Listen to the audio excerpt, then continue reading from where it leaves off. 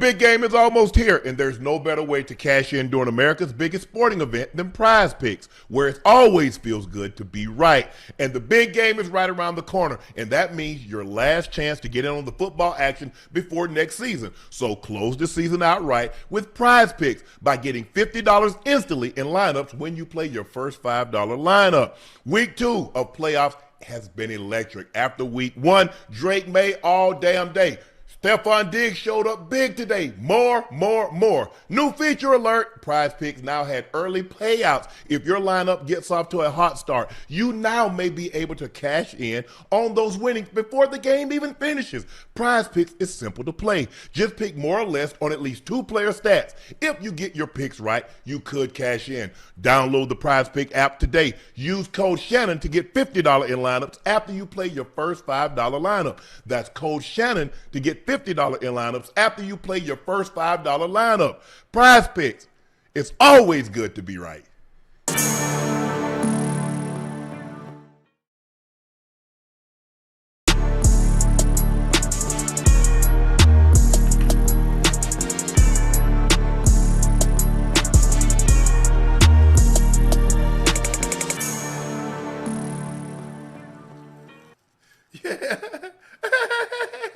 Don't you love what the man got Ocho? Come on, hey. Whoa. Hey, what? Hey, come on, you can't, don't do that. You can't just jump on the bandwagon just because they won the game now. Come on now. Ocho, you do know my daughter got a doctorate degree from Indiana, right? Oh, but your daughter deserves the right to wear the shirt, not you. Why were you rooting for Miami? You didn't go to Miami. I was born in Miami. That's the only reason I was rooting for my daughter. So, hold on. You didn't play for the Hurricanes?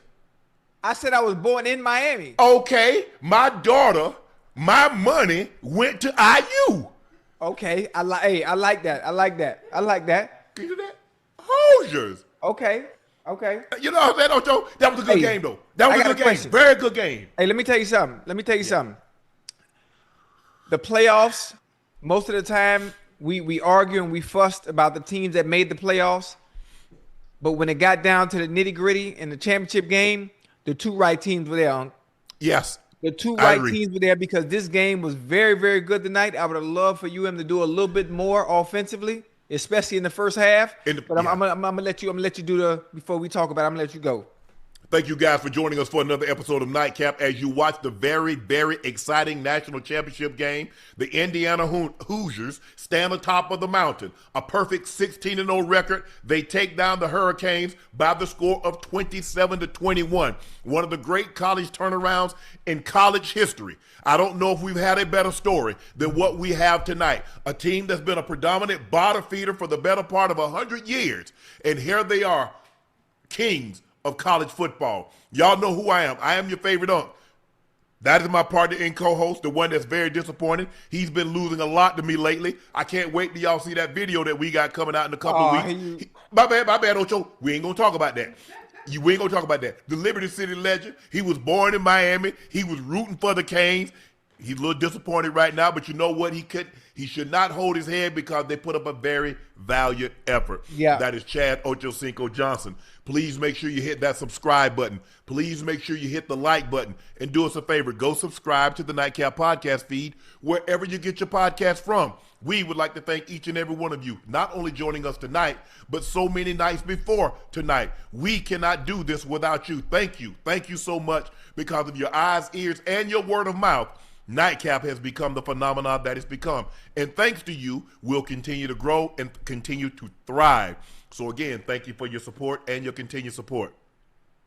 Those looking to purchase a bottle of Shea by Laportier and you cannot find it in a state or city near you, head to LaportierCognac.com to order your bottle of 2. We have the original, the OG size, which is a $7.50. We also now have the junior, which is a $3.75. It is a premium VSOP cognac, the best tasting premium VSOP cognac on the market. But don't take my word for it. Try it and compare it against other VSOP cognacs, other cognacs in general, and let us know what you think. We believe we have the best tasting cognac on the market. Please drink responsibly and stay safe.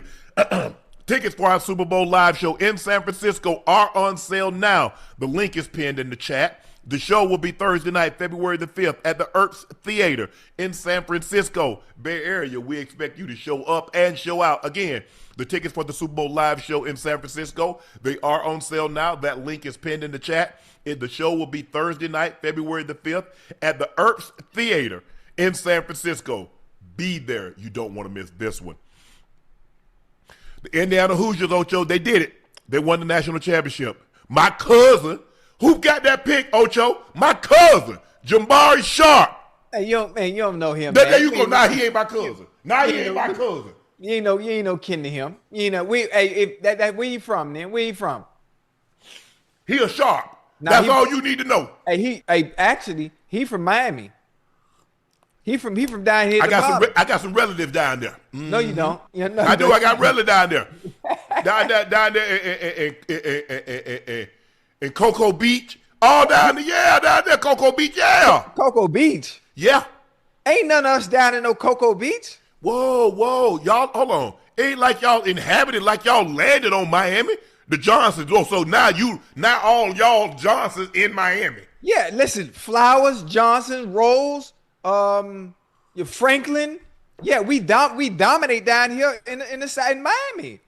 Hey, matter of fact, I might be wrong. I'm asking probably check that. I think he is from Florida. Ask if you could check that. You got to fact check me before people jump on top of my head now. No, Jamari Sharp. Jamari Sharp. I think he is. Jamari Sharp. He undercut a deep right. I don't know if Beck was thinking he was going to back shoulder him or what because the receiver. That last play? Running. Yeah. Then you came back shoulder that in the safety in the middle of the field. That's got to be a sideline throw. He got to let that go. He got to let it go. Oh, he went to Northwestern. He is from Miami. Yeah, he went to school with it. That's Teddy Bridgewater. Yeah. I knew him from the crib. But they won the national championship after what many thought was a Cinderella season last year. Yes. They won up last year. Mm-hmm. They won up. The first team, aren't they the first team to go a perfect 16-0? No team has ever won 16 games. I think the most was 15. Clemson won 15, and I think LSU won 15. Yes. But now you got the college football playoffs. Now, so plus they won the Big Ten championship, right, and they won 3 games in the playoffs. Now, here we are. We have a team that's won 16 games. Oh, that's crazy. Kurt Signetti, take a bow. What you've been able to do with this program in a short span of 2 years, yes, nobody can boast what they've done. I understand that there have been some turnarounds, but not like this, Ocho. No, not like that fast. Ocho, let's talk about the game, and we'll talk about the program at the lunch. Okay. Let me get Mendoza's stat. Mendoza was 16 of 27, 186. Kaylon Black was 17 of 79.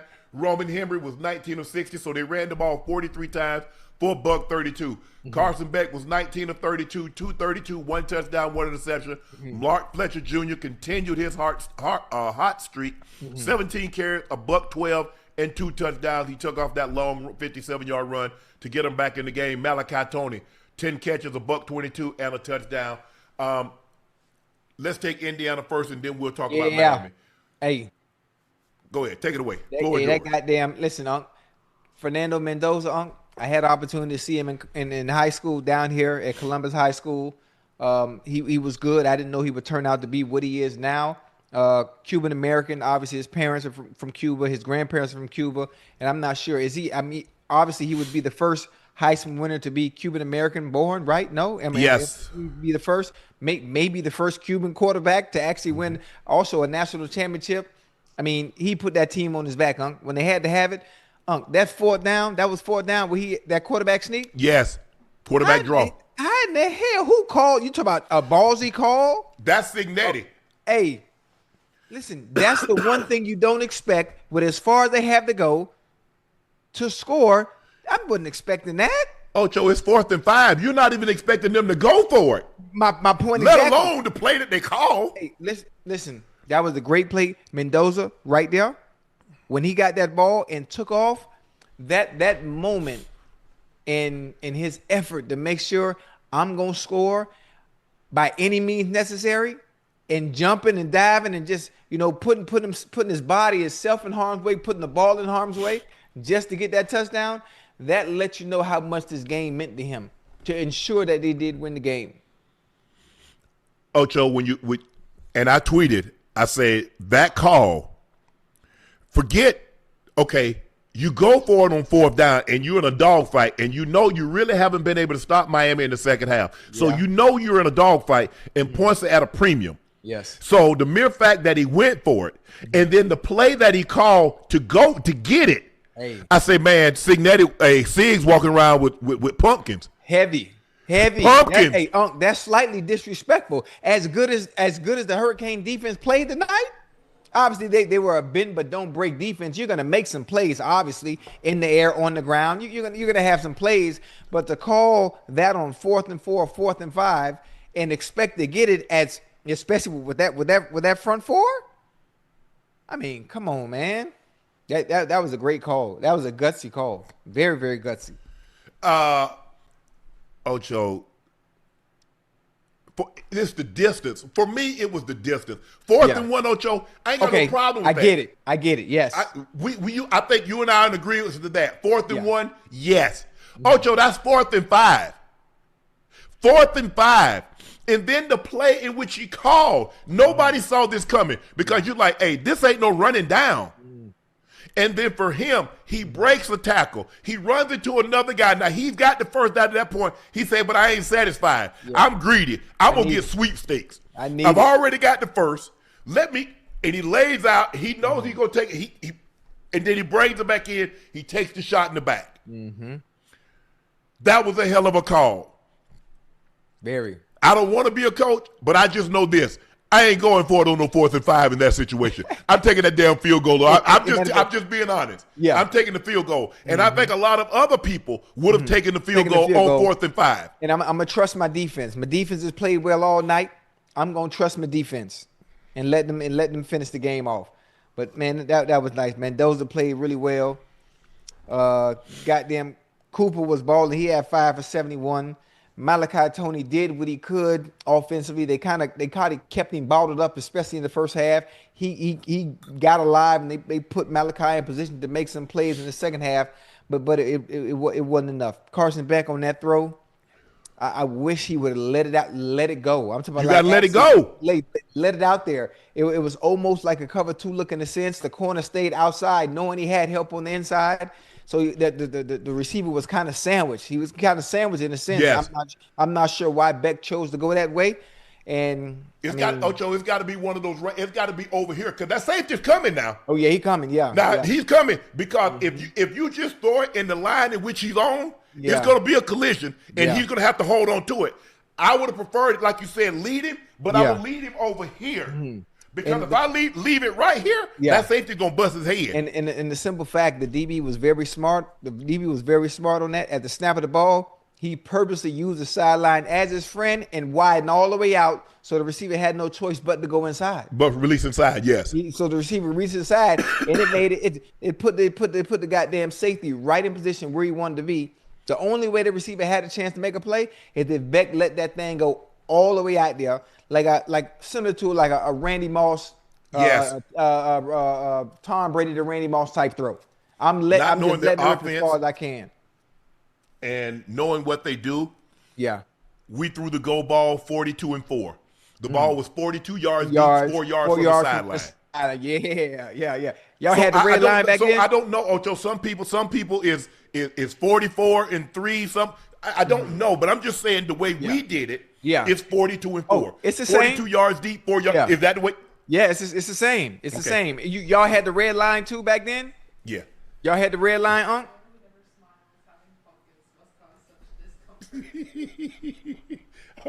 What'd you say, Ocho?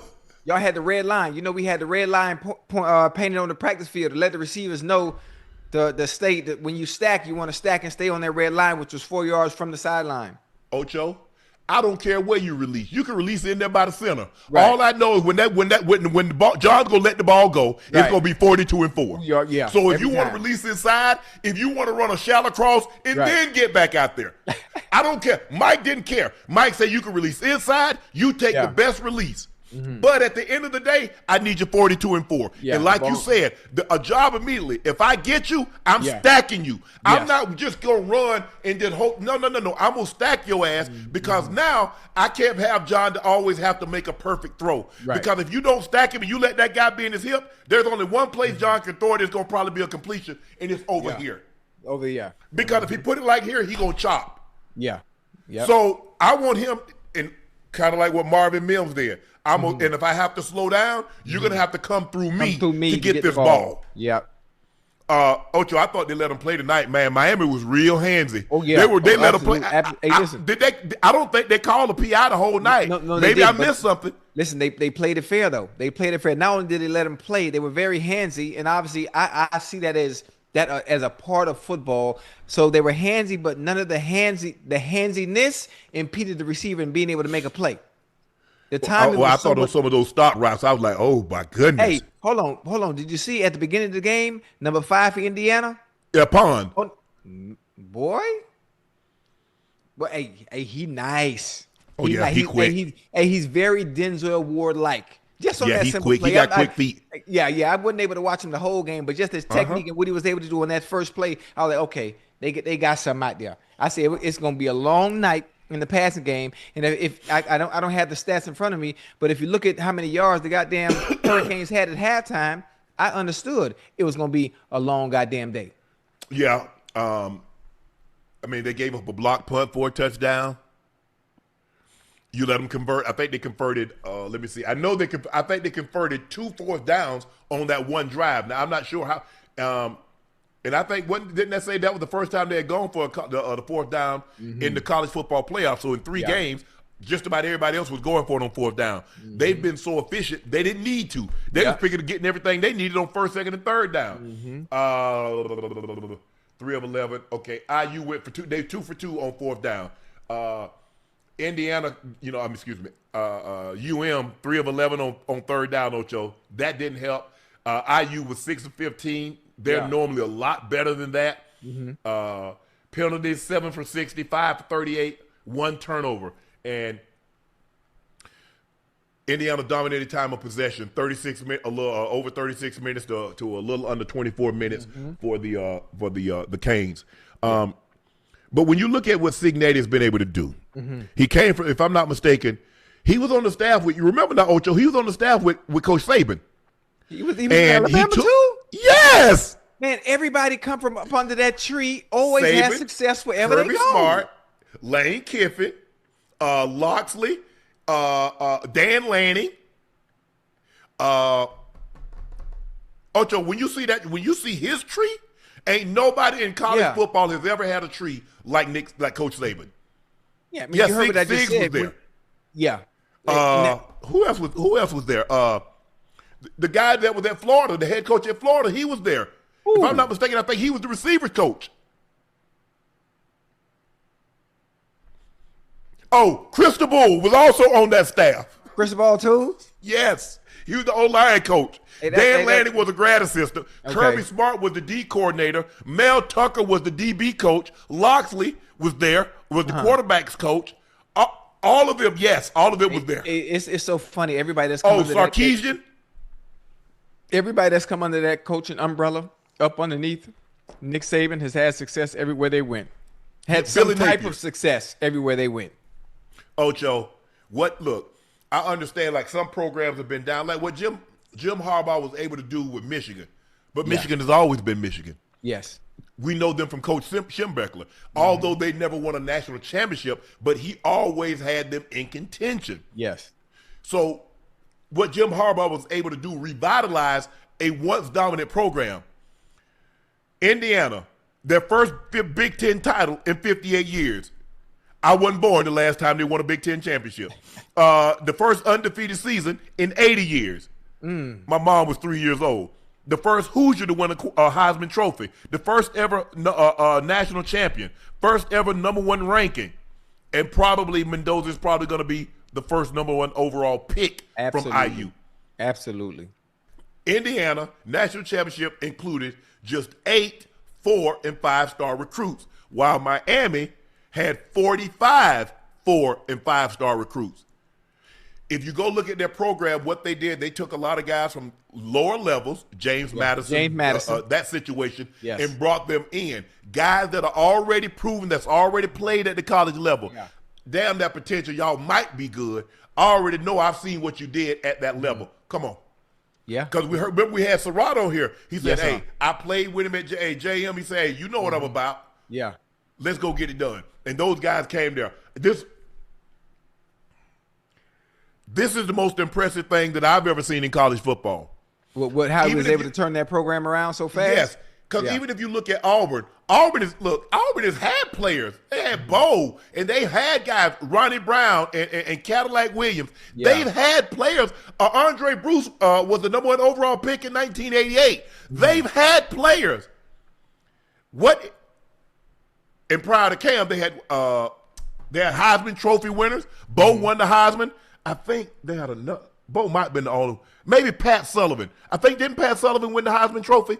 If I'm not mistaken, I think Pat Sullivan. They might have only 2, but I think Sullivan won the Heisman Trophy.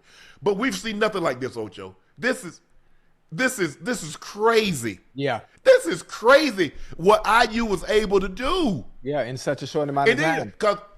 And now with the college football playoff, Ocho, well, if such and such had made it, they wouldn't have beat this team. If that would have did this, they wouldn't have beat that team. Nah, I ain't trying well, to they beat Ohio State. They beat Alabama. They beat everybody that you put in front of them. They kicked their ass. They beat them. Yeah.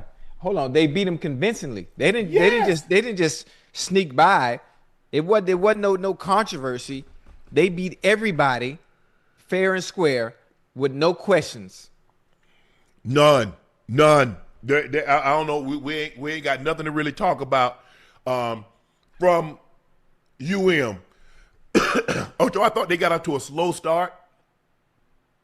I thought IU defense was playing a heck of a game. They was putting pressure on Beck, and then all of a sudden, they couldn't get any more pressure on Beck. And I'm like, bro, on 3rd and 15, you bring a corner blitz.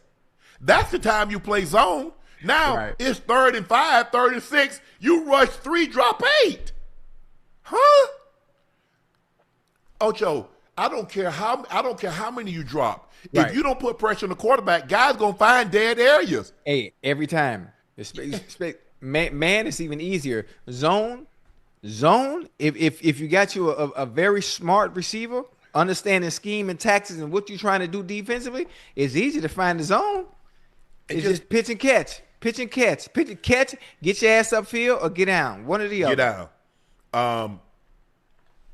This was a heck of a game. This is what the Ash alma mater got beat 65-7, and all these blowouts that we've had. That ain't what it's supposed to be. Nah. It's supposed to be this. You're supposed to be on. I don't know who's gonna win this game, Ocho. Right. And matter of fact, I was upset. I wanted to take my son to the game. Obviously, I looked at the tickets, everything $5,000, $7,000, and I chose not to go to the game. I told my son, probably the best seat in the house is probably sitting at home watching it from TV. But for those people that were able to go to the game, regardless of the price, this game today, regardless of how much the ticket was, it was worth the price of admission. Are you sure this game was in Miami? Because I saw way more red than I saw green and orange. Are you sure? Are you absolutely certain? Are you willing to put this on your 12 kids that this game was in Miami? The game was in Miami, Unc. But so why all them there? So can I tell you why? Yes. Can I tell you why? Because they priced all the real fans out. They priced all the real fans out. I mean, obviously the fans from Indiana, some people, took their life savings. They took some money they saved up, and they came and bought tickets and hoped. Well, y'all ain't got no life savings? I mean, we do, but we ain't finna spend it on that. Oh, y'all know what the outcome gonna be. Nah, nah. IU football. Now you're a Hoosier fan all of a sudden. Hey, don't worry about it. Don't worry about it. I just need you. Hey, you just go and order that case. Just order go that case. What case? Now what case? Chad, you see what I'm talking about? I'm gonna have to put that pistol in his mouth. Wait, I'm asking you what case? I don't got no case.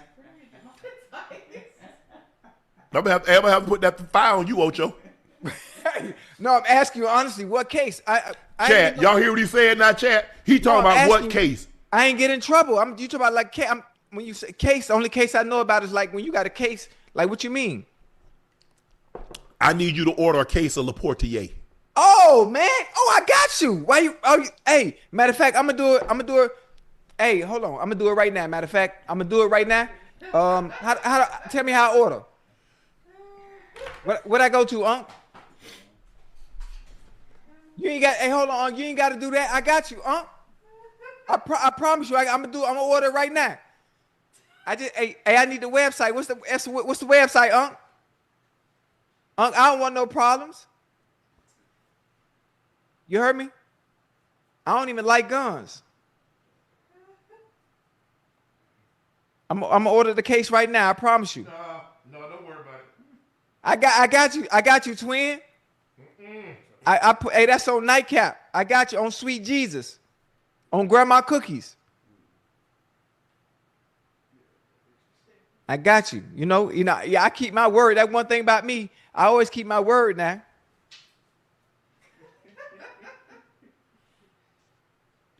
Unc, you good over there? I'm not. I got you. Hey, send me the link. Send me the link for Laportier. Hey, Unc, you gotta learn how to wear your shiesty. If you're gonna wear it, you gotta make sure can't nobody recognize it's you. I don't know who Unc is. Who you with? 57 shiesty? This shiesty shape.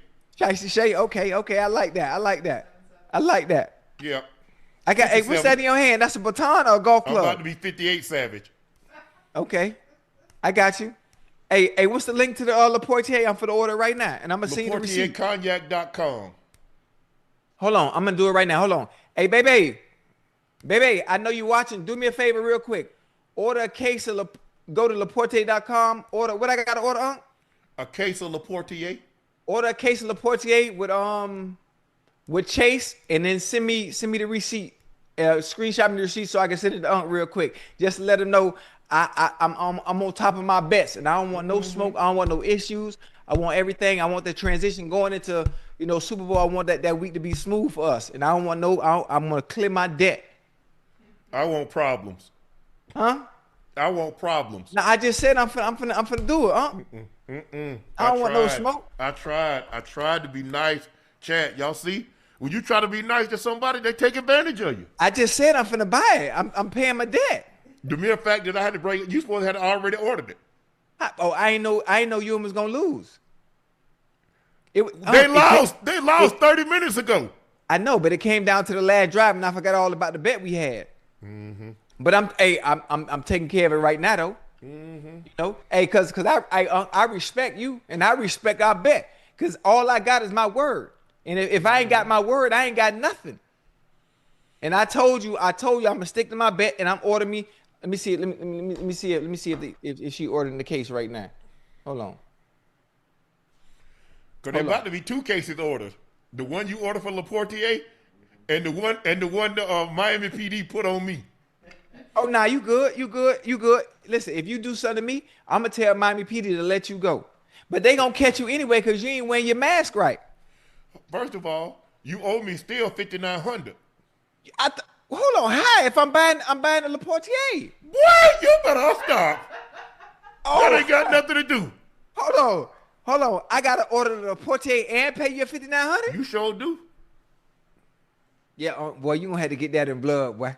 Okay. Now, hey, I'm buying a Laportier. Hold on. Let me make sure. Chat, y'all see what this man trying to do? This man trying to say since he buying a case, the $5,900 is wiped out. But I thought that's what we bet on. The new bet was about the Laportier. Oh no. Yeah, that was a new bet. The old bet didn't go away. Okay. So I got you on the $5,900, and I'm gonna bring cash to you at the live show in Santa Clara. I got you. I know you can't breathe in that, huh? No, I don't know how Pick them be playing in this. Well, it don't be that kind. It'd be the thin one. You got the thick one. Actually, I guess I need to call it by its real name before somebody talking about I'm trying to be anti-Semitic. Because if you use the word shiesty, somebody and might say, well, he's being anti-Semitic. It's actually called a balaclava. That is the correct pronunciation of the garment that I had on. So forgive me, anybody that took offense from me saying the word shiesty, I apologize. Ocho, this balaclava.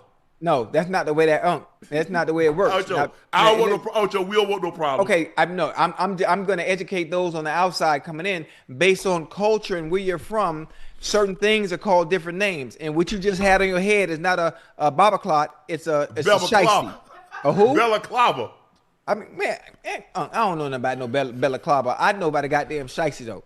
I know about a beanie with the eyes out when it's time to go do a drill. You know that's it. Mm-hmm. Yeah, all that other stuff they talking about, man. I don't, because you, like I said, people try to take anything that you and I say or somebody from that's not from that, and they try to twist it and try to make more of that it is, right? And they miss the entire point. So anybody that took offense to anything that I said, because you use that word and people are like, oh my goodness, he's being anti-Semitic. Everything is anti-Semitic now. So the balaclava that I had on that Ocho and we were going back and forth. We were having a good time. So anybody that took offense to me using the word shiesty, I did not mean to or intend to offend anyone. And even though that was not my intent, although intent only matters to me, if you took offense to it, I sincerely and humbly apologize. I'm confused. How can a word offend someone on an item, a tier listic item? That shouldn't really offend anyone at all. It's a long story, Ocho. It's okay, a long my story. Bad. Ocho. Right, yeah. Bills fire Sean McDermott. Man, that's your fault, man. Per ESPN research, only 4 teams in the Super Bowl era have won a playoff game in 6 consecutive seasons. The 91-96 Cowboys won 3 Super Bowls. The Patriots, 2011 to 2018, won 3 Super Bowls. The Chiefs, 2018 to 2024, won 3 Super Bowls. The Bills, 2020 to 2025, did not play in a single Super Bowl. Now, I remember you and I had a discussion, Ocho. I posted it. October 13th. I said, Ocho, he in trouble. Oh, you looked at me to my Unc. You think so? I said, absolutely. Yeah. Cause look at the success he's had. He wasn't able to win a Super Bowl, but he was in goddamn contention every goddamn year. 2 AFC goddamn titles, 6 playoff appearances, and you still fired him. Look at the team. The Cowboys did it from 91 to 96. They won 1 playoff game in 6 consecutive seasons. They won 3 Super Bowls. The Patriots did it from 2011 to 2018. 3 Super Bowls. The Chiefs, 2018 to 2024. 3 Super Bowls. The Bills, 2025. Did not play in a single Super Bowl. I can't see. Oh my goodness. So I got a question for you too, Unc. Matter of fact, y'all can chime in as well. Now you think about the success the Buffalo Bills have had. Obviously, reaching AFC Championship game, making the playoffs in general, right? So you fired the head coach. Yes. You're bringing a new voice. You're bringing a new regime. You're bringing new coaches offensively, defensively, and new special team coaches. Now, when you do that, are you further away from winning a Super Bowl, or do you believe you're going to be closer to winning one since you still have the same supporting cast and the same goddamn quarterback? They believe the head coach has taken them, and I use the term all the time. They believe the head coach has taken them as far as they can go. They believe. Hold on, because here's another scenario. What is Sean McDermott's background?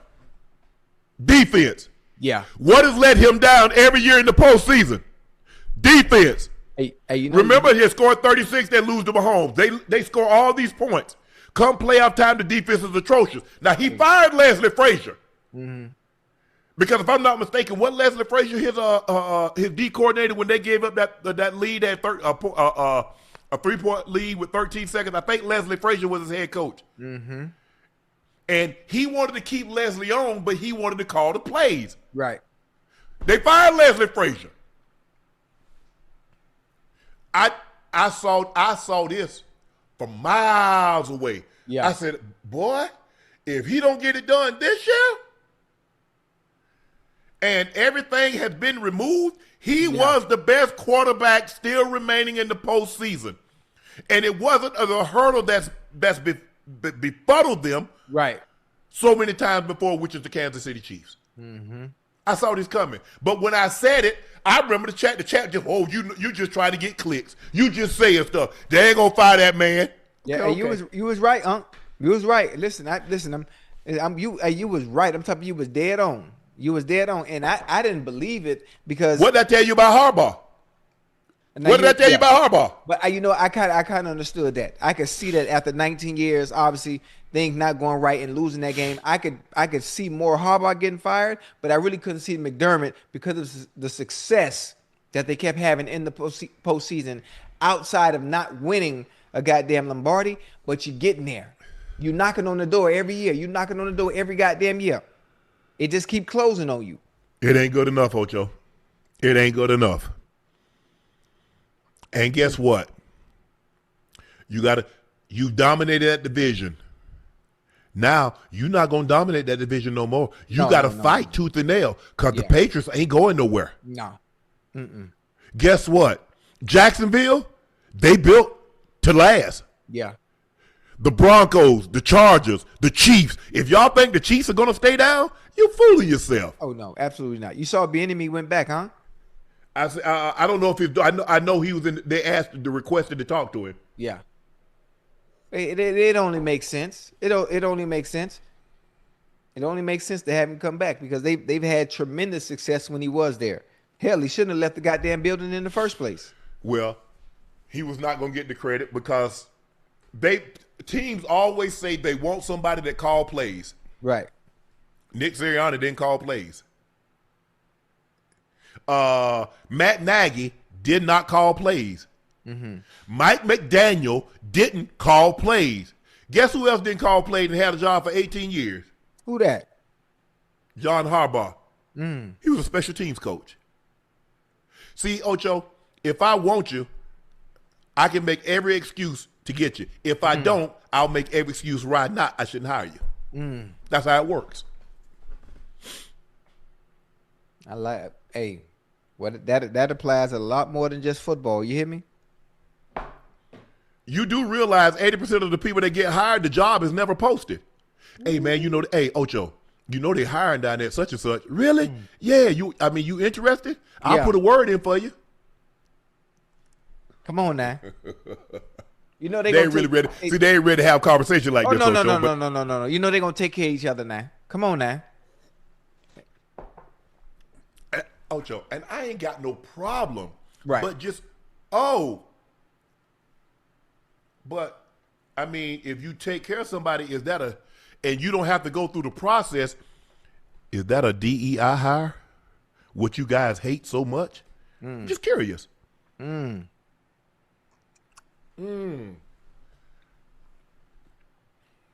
ain't got to make it that. We ain't got to make it that kind of show. Okay. I'm all for it. Brandon Beane has only drafted 2 Pro Bowl players out of the 56 draft picks since he selected Josh Allen, James Cook, and Dawson Knox. Actually, and check this out, Ocho. Yeah. Brandon Beane is actually getting a promotion. His new title is President of Football Operations, General Manager, gaining oversight of the coaching staff. Hey, so he just got a promotion. Yep. And got the same position that I'm vying for in Cincinnati, basically. Or basically the same position that Matt Ryan has with the Atlanta Falcons. Am I correct? Yes. And he's only drafted 2 Pro Bowlers in the last since he drafted right. Josh Allen. Only 2. Okay. So the mere fact that Josh Allen has been doing this, oh my goodness. Yeah. Oh my goodness. That's terrible. Yeah. That is terrible. Player of operations. I'm trying to think. Man. I don't look. Like I said, I didn't advocate for the man to lose his job. I don't want anybody to lose their job. No. But football is a what has you done for me lately business. Yes. And I'm just looking at the landscape, and I just see a guy just he keeps hitting his head on the ceiling. Right. So that's telling. So I think the Pagulas, Kim and Terry Pagula, they're saying he's taking this team as far as he can take them. Right. Now, I'm not saying this as far as they can go. I'm saying they believe this as far as he can take them. Mm-hmm. A lot of the things that I said with John Harbaugh, with Steve Bisciotti, was thinking, we're further away. We're not getting closer. We're not. Hey, that sucks. Though, And you start hearing about the tension between Monken and Lamar, yeah, Harbaugh, yeah. And It always comes from somewhere, Unc, you know. And I know a lot of people got on Mike Preston about some of the things that he wrote, but obviously he wouldn't have anything to write if he didn't get it from somewhere. It always comes from somewhere. Where there's smoke, there's always fire. Anytime you hear reports coming from inside the building, and the one person to leak it out and get it out are the reporters, whether they be. Yeah, but I'm not surprised. And when he called that timeout and when he did all this grandstanding, because he knows in overtime you don't get a challenge. Everything is challenged upstairs. So even in that situation, the booth was going to challenge it. For him to call that reporter from the phone, he wasn't trying to talk about the fans. He was appealing to Kim and Terry Pagula. Matter of fact, didn't I say that when you said that? I say you trying to save face because there's no reason to even consult the reporter at that moment when you do all the talking you need to do at the goddamn podium. I said it the other night. Soon as what do you call the reporter for? Okay, Ocho, you trying to I save give you a face. prime example. Tony Dungy to Tampa. They lost the NFC Championship game. Yeah. They lost the NFC Championship game, and they made a move because they felt that Coach Dungy had taken that team as far as he can take them. Yeah. What does he do? He goes to another team, and he takes them to a Super Bowl. Yeah, and he wins it with Peyton. That's what I'm saying. When I made the thing about Mark Jackson, I was like, what does Mark Jackson have to do about this? He was head coach of Golden State Warriors. They had gone to the playoffs several times. But Peter Gruber and those guys had believed he had taken them as far as he can take them. Right. Then comes Steve Kerr. 4 championships later, whoop, there it is. Yeah. So let me ask you this. Do you think Harbaugh and Stefanski regret committing to the Giants and Falcons so soon? Because this is the best this is the team that has the best quarterback available. Can they back out or no? I'm just asking. Can they back out? I mean, the ink probably dry on the contract now. Listen, Harbaugh hasn't signed anything yet. Wasn't there some language he still? Mike Tomlin.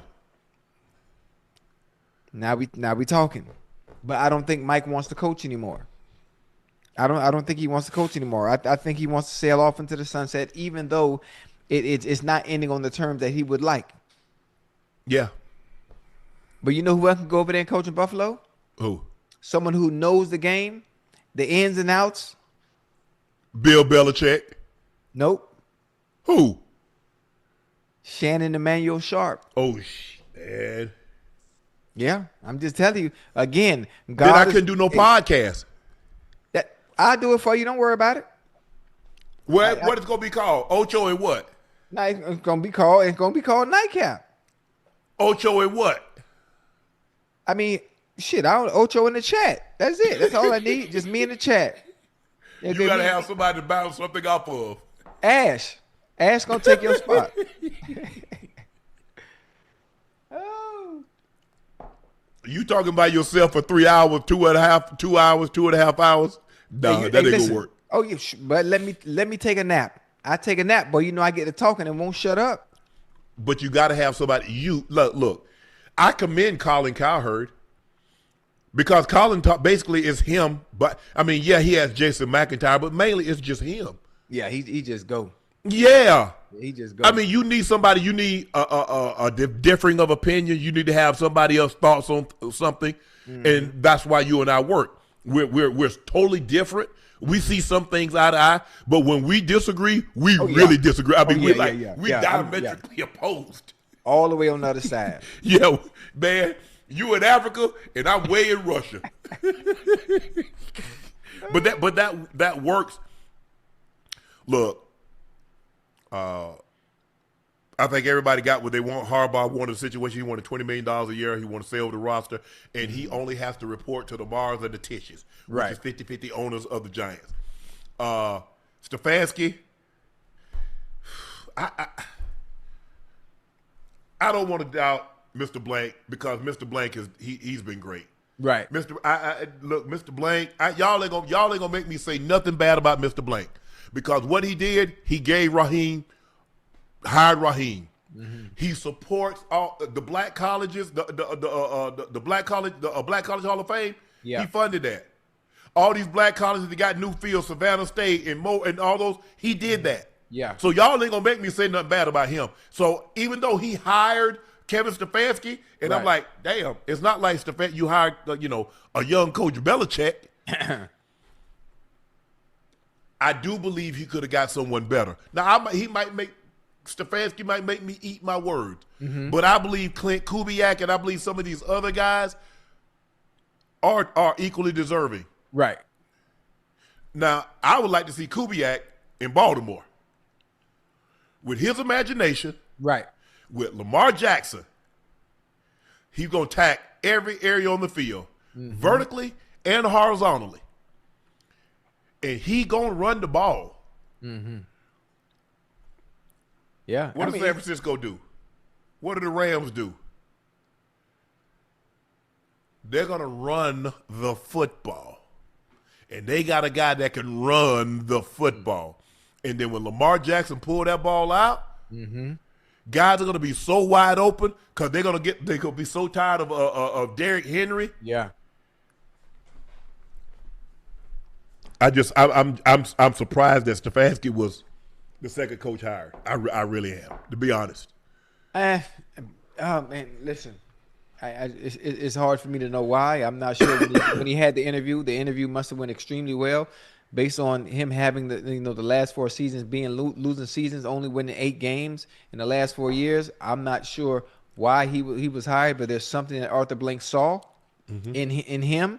Or Matt Ryan, because Matt Ryan that's Matt Ryan that fought president of football operation. Oh yeah. So I'm that falls up under his purview.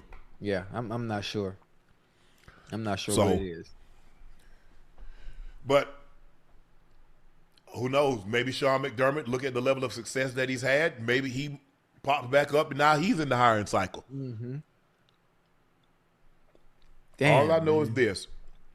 I'm a little leery if your level of expertise is on any side of the ball and you become a head coach and that side struggles. Sean McDermott's defense struggled. Yeah. If you're an offensive coordinator and your team putting up 15 points a game, averaging 300 yards, nah, bro. Nah, no. So, Ocho, we have breaking news. The Titans are working on to finalize a deal to hire 49ers defensive coordinator Robert Saleh as their next head coach. Saleh spent Monday in Tennessee with the Titans, and the two sides impressed each other enough to move forward. We knew something. It was trending in this direction. When they moved it, they said they pushed it back because he was supposed to do the interview via Zoom on Sunday. They pushed it back to Monday because they wanted to do this in person. That was the first hit. They were kind of leaning towards Robert Saleh. So I'm not surprised by this. I think he'll do great defense, but everything is predicated. Who's going to be your offensive coordinator? Who's going to be in your young quarterbacks here? Yeah, because we know he can play. He can dial up defense, and he's got a linchpin. He's got a guy that you can build a defense around, and that's Jeffrey Simmons. Yeah, I mean, listen, I played around with just the thought of Jeffrey Simmons, being down in Cincinnati, but I think that ship might have sailed right now. I don't think the Titans are letting Jeffrey go. But Robert Saleh is a great addition, a great head coach, a defensive mind, and I'm sure he's going to get those boys playing up to par and up to speed on the offensive end.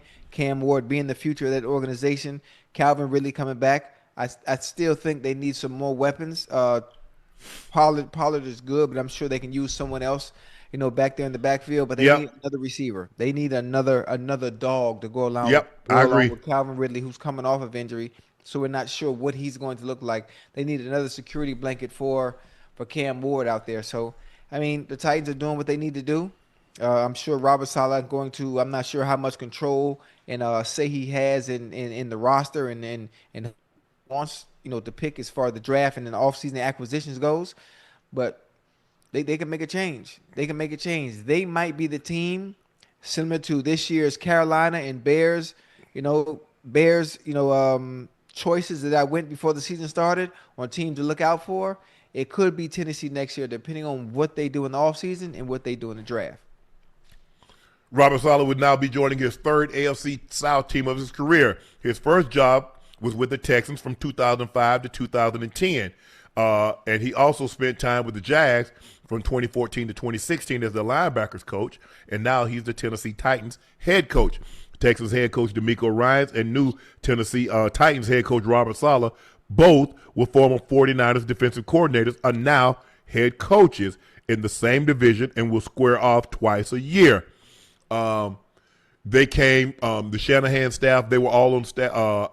I don't know if Demeco was on the staff with Kubiak when he was in Houston, because Kube was the head coach at Houston, and Kyle was his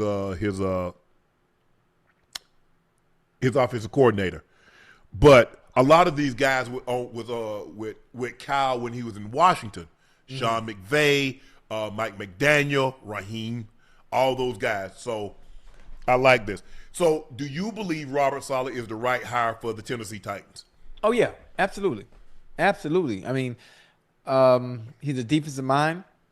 And like you did say, they can build defensively. Great, because you have that nucleus down there in Jeffrey Simmons. I'm more focused on what they do offensively, Unc. I'm more focused on what they do offensively yes, I agree. I'm with you. Yeah, and surrounding Cam Ward with more weapons he could work with. With Calvin Ridley coming back off of injury, we don't know what Calvin Ridley we're going to get. So I'm hoping with the offseason acquisitions that they do bring in and what they do in the draft is very, very important for the growth of Cam Ward. Defensively, I think they're going to be fine, especially when you get a coach like Robert Saleh coming in that building. I think they're going to be okay. Yeah, I agree. I think they probably need some offensive line help too, because Cam Ward was sacked a lot. Where did Cam Ward finish as far as sacks? Because I don't care who your offensive coordinator, you can't protect the quarterback, you can't win in this league. Yeah, it's hard. It's really hard when your quarterback getting punished. Robert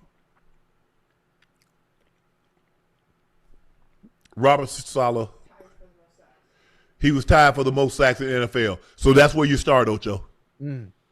He got sacked 55 times. And remember, he missed the game, right? He got hurt the last game of the season. Okay. So, 55 sacks, you ain't going to make a living. Yeah. You ain't going to play long. You keep getting sacked 55 times in the season. That. Yeah. I mean, so I was right. Okay. Saleh's Jets tenure. He had Zach Wilson. He had Aaron Rodgers. But I think he needed this year to rehab his image. Right. Because it's hard to go from the Jets head coach and just go get another job. Yeah. Most of the time when people leave the Jets, they ain't really going too many other places. Not at all. But I think everyone deserves a second chance if you have to coach at the Jets.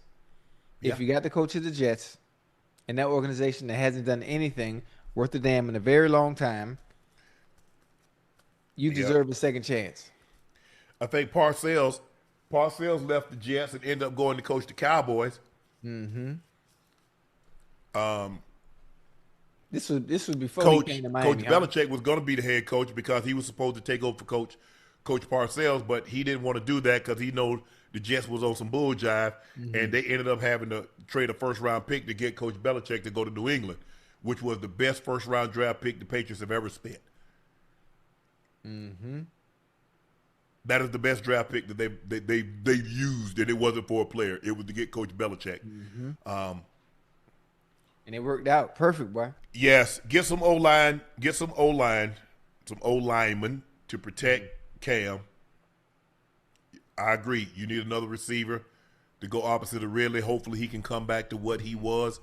Probably you get your running back, Ocho, probably in the third or the fourth round. Yeah.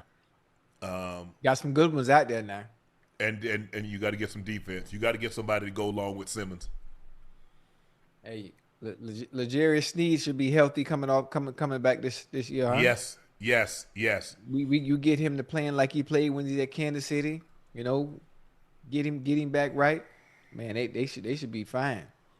Oh yeah, Rex Ryan went to the Bills, but Rex had success. Rex went to back-to-back AFC Championship games, Because remember that year he knocked out Peyton and he knocked out for Tom. Uh-huh. And they ended up losing to Pittsburgh Yeah.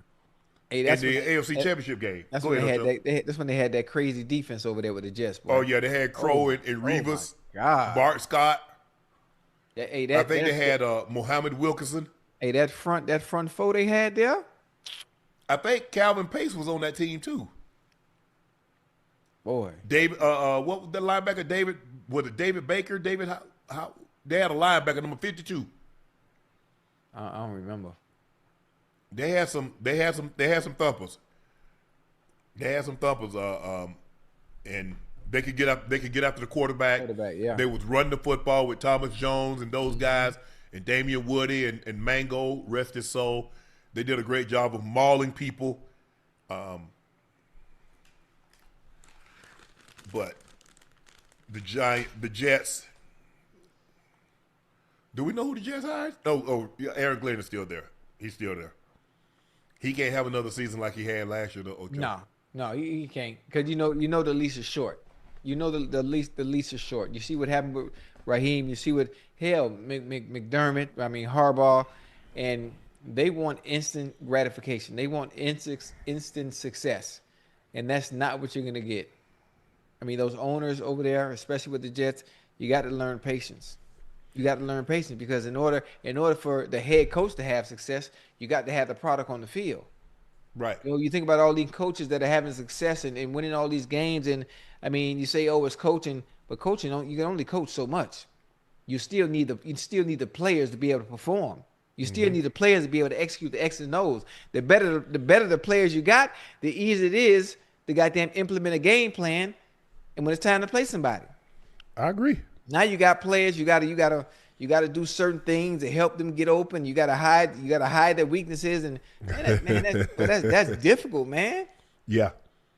Then you get exposed as a coach because, well, look what I'm working with, and the coach can't say that.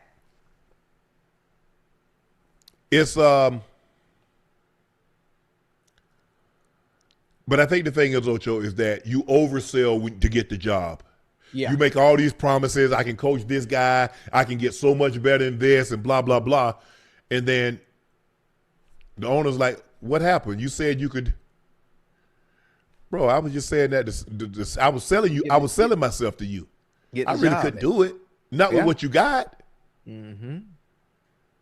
Hey, you know, that's how it be when you first meet somebody, You know? Yeah. You're not meeting the actual person. You're meeting their representation. I'm trying to put my best foot forward to make sure I don't lose the opportunity. I want this job as a Jets coach. That's your agent.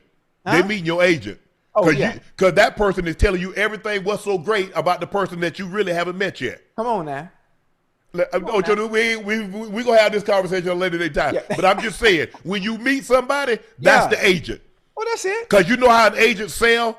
Yeah. Whether you're in Hollywood, whether you're football, basketball, baseball, or whatever the case may be, your agent will always tell you great things about said individual that's looking to get this job. Mm-hmm. And it's all about it's all about representation. And anytime you meet someone new, you are meeting a representative. Always. So, Miami Dolphins have a new head coach, Ocho. The Green Bay Packers defensive coordinator, Jeff Hafley, as their next head coach. Dolphins signed Hafley to a 5-year contract. He joins new general manager, John Eric Sullivan, whom the Dolphins hired to replace longtime GM Chris Greer this month. Sullivan and Hafley overlapped for the past 2 seasons together in Green Bay. The Dolphins have not won a playoff game in 25 seasons, the longest such drought in the NFL. The Miami Dolphins last won a playoff game December 30th, 2000 against the Indianapolis Colts. Hafley was a senior at Siena. Before his 2 years at the DC in Green Bay, Hafley was head coach at Boston College, where he went 22-26 in 4 seasons. Hafley is the 8th straight head coach hired by the Dolphins who had no previous NFL head coaching experience. The last Dolphins head coach with previous head coaching experience was Dave Wannstedt in 2000. Hey, I remember Dave, I remember Dave.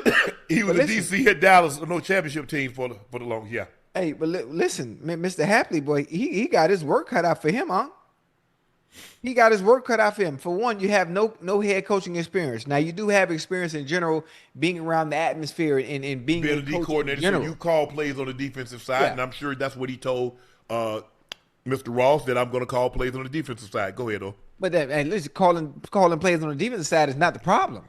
What you going to do on the offense? Who's going to be the quarterback? Who's going to be a leader at the helm? That's the issue right now.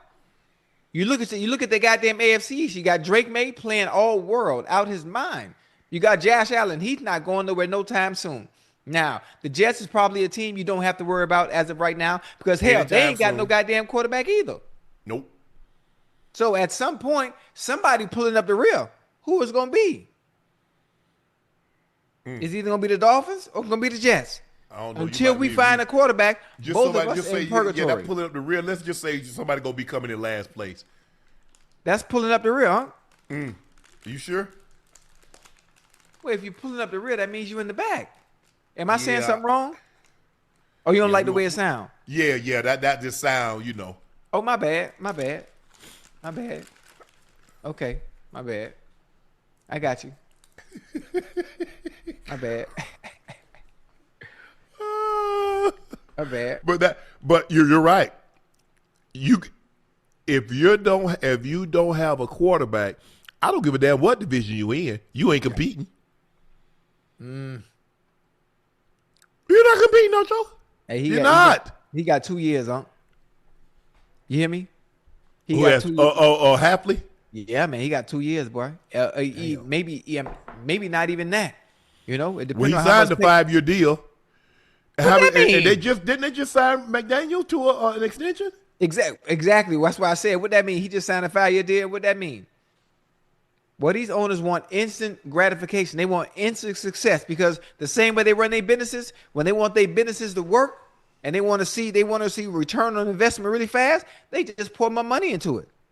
That's not the way the game of football works. You can't pour money. Well, actually, you can pour money into it, but there's a thing called a salary cap, which doesn't allow you to do like the Dodgers do.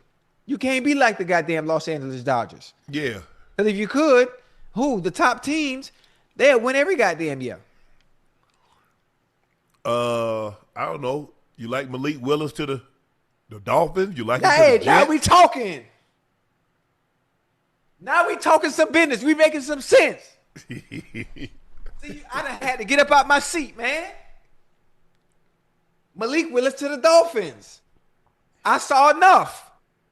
of him when Jordan Love went down with the goddamn Packers. Now, the problem is you have to understand the supporting cast that was around him as well now. Right. Now, he doesn't have that same support. There is no Watson. Now, we got a Jalen Waddle. Got Waddle. We got Washington. I'm assuming Darren Waller will be back. But goddamn, he was loaded with receivers over there. Let me ask you this. Would you rather have Malik Willis or Kyler Murray? Ooh, hold on. Let me go to my thoughts. Okay.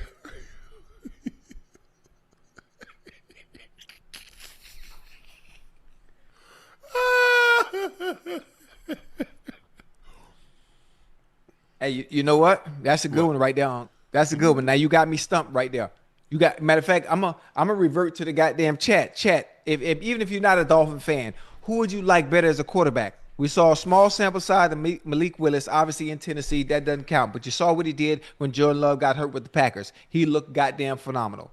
We seen Kyler Murray. We know what Kyler Murray can do. We seen a bigger sample size of him, even though things didn't work out in Arizona. Now, the Dolphins, we are in dire need of someone at the quarterback position. This is no disrespect to Quinn Ewers or Tua, but I'm just saying. I think Tua's gone. I think you need to start thinking about someone else other than Tua. Right. Because the reports are that the quarterback did not have to be married to Tua, which means Ocho, you don't bench a quarterback the last 3 games with the anticipation. Now, look, this is a different coaching staff. Right. So they might come in and have a different philosophy or a different thought process on Tua.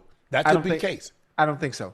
I don't either. I don't think so. I'm just trying to look at it from. Yeah. Hey, I know. I understand you're trying to be great. You're trying to be gracious, but when a new coaching staff comes in, they're going to want a fresh start. They're going to want to pick their quarterback. Yeah, they're going to want their guy.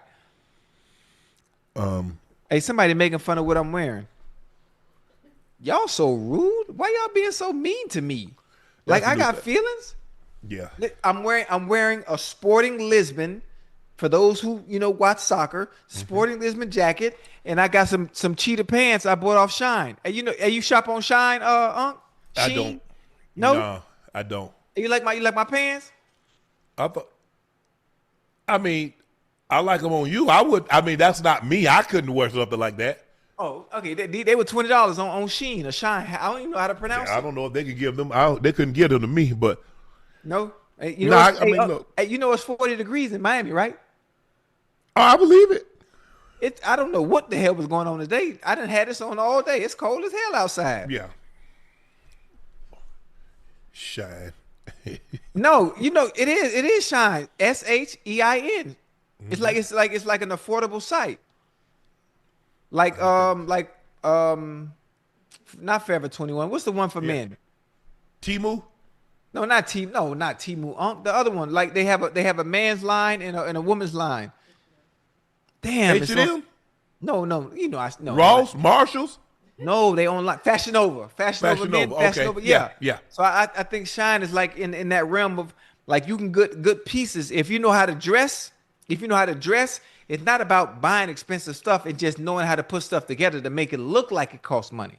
Yeah, but I Hey, you want me to get you a pair of these? No. No 57-year-old should be in no leopard print. Unless you Mick Jagger. Unc, you stylish, man. You an icon. Mick Jagger is the only one that should be wearing leopard print. Nah, Unc. Hey, print is a part of print and fashion in general is not for me. It's an expression of yourself. I choose to express myself in other ways. Okay, I got you.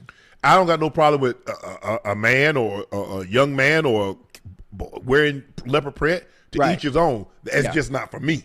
Yeah, I look good in it though. You know, I can not kind no of pants. get. Hey, I can kind of get maybe a jacket. Yeah, could I wear a jacket? Yeah, I wear a leopard print jacket. Okay. I ain't wearing no pants. I got you. My bad. I mean, now they calling me ashy, man. Damn. Hey, why would I have on lotion in the house? Who wears lotion in the house? I ain't got nobody to impress. No, but that's the new thing, man. I mean, look, I didn't know. I didn't know that so many men watch what other men wear. Oh yeah. It be on that heavy. I'm like, well, damn. Yeah, they be on that heavy. If I was trying to impress you, you would have a legitimate case. But I buy clothes for me. Right. Same. I buy what I like. Yeah. Yeah, and you really have to be a wolf, really not to care what nobody else think when most of everybody else is, they sheep. Did you see my picture I tweeted today? Yeah, with the kids. With the kids sleep. Yes. Yeah. I like that. I like that picture in the back, boy. Oh my yeah. Hey, I had an ex that brought me that for my birthday. Boy, that was nice, boy. That's one of the nicest birthday gifts I've ever received from anybody. Yeah. Mm-hmm. And that ain't even got nothing to do with money either. No. Yeah, I had no idea. I'm like, what the hell is this, man? When I saw that, yeah, I bet you was crying. I almost teared up. Yeah. I did. Yeah, that's a good gift there, boy.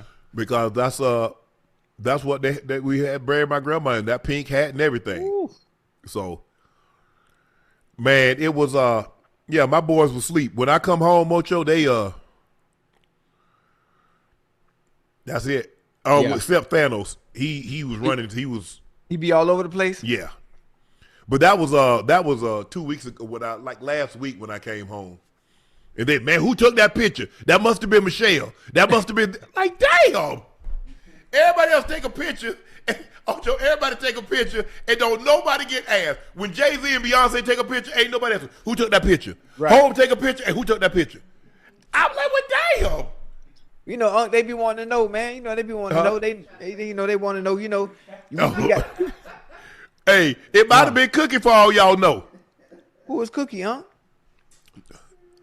Don't worry about it. Oh, from the old stories? Stories? It was not Cookie. You found her? No, I haven't seen Cookie in 30 years. You might want to Hey. I don't. You know, and you want preheat that oven, huh? Huh? You know what happened when you put a cookie in the oven and you preheat it, huh? I don't eat cookies. Cookie or cookies. God damn. I just want to make sure I want to throw that out there because I know that you didn't say nothing about no cookies singular. Right. You said cookies, but you might eat cookie. I mean, I know where you're going. I know you. No, I won't do that. Yeah, you will. You slick. You're real slick with your mouth. Hey, I wasn't even thinking like that, huh? Yeah, you was. I wasn't thinking like that. You were. I promise you, I wasn't. No, I gotta stay on mine because I already know you always on some bull jive. You always run that back one more time. Run that back one more time. What you say now? No. The updated NFL coaching landscape: Titans, Robert Saleh; Giants, John Harbaugh; Falcons, Kevin Stefanski; Dolphins, Jeff Hafley; the Bills, Steelers, Ravens, Browns, Cardinals, Raiders. Now, there was 10 openings. Now there are only 6 left. Yeah, and the best of the 6 left is the Bills, huh? Yeah, absolutely. The best that's left is the coaches should be scrambling and fighting for that job. I mean, you think the Bills better than the Ravens? Oh, okay, that's 50-50. That's 50-50, and it's only 50-50 simply because of the quarterback situation. Okay. The quarterback give you your best chance to win right now. Yes. Now it's up to you as a coach to fill in all the missing pieces to make your team competitive. How can we get the Baltimore Ravens back to playing like a Raven? Running back, James Cook, Derrick Henry. Yeah. James Cook led the league in rushing. Derrick Henry was second. Yeah. The wide receiver position might go to Baltimore because Zay Flowers is better than any wide receiver that they have. But the tight end position. What about Shakir? You don't like Shakir? You think Shakir better than Zay? No, I mean not better, but they are very similar in style and what they do. I think Zay is a little bit more. Zay spends a little bit more time outside. Shakir is mainly a slot receiver. Yeah. The tight ends, you got Knox Kincaid versus Likely is gone. He's gone. You think He's so? He's gone. Because they just gave Andrews 3 years, $40 million. He gone. Damn. Well, at least Andrew. I mean, I think the offensive line, I might get a slight offensive line to Buffalo. Buffalo? What you mean slight? Because as long as they got that right guard there. What's the name, huh? Vallely.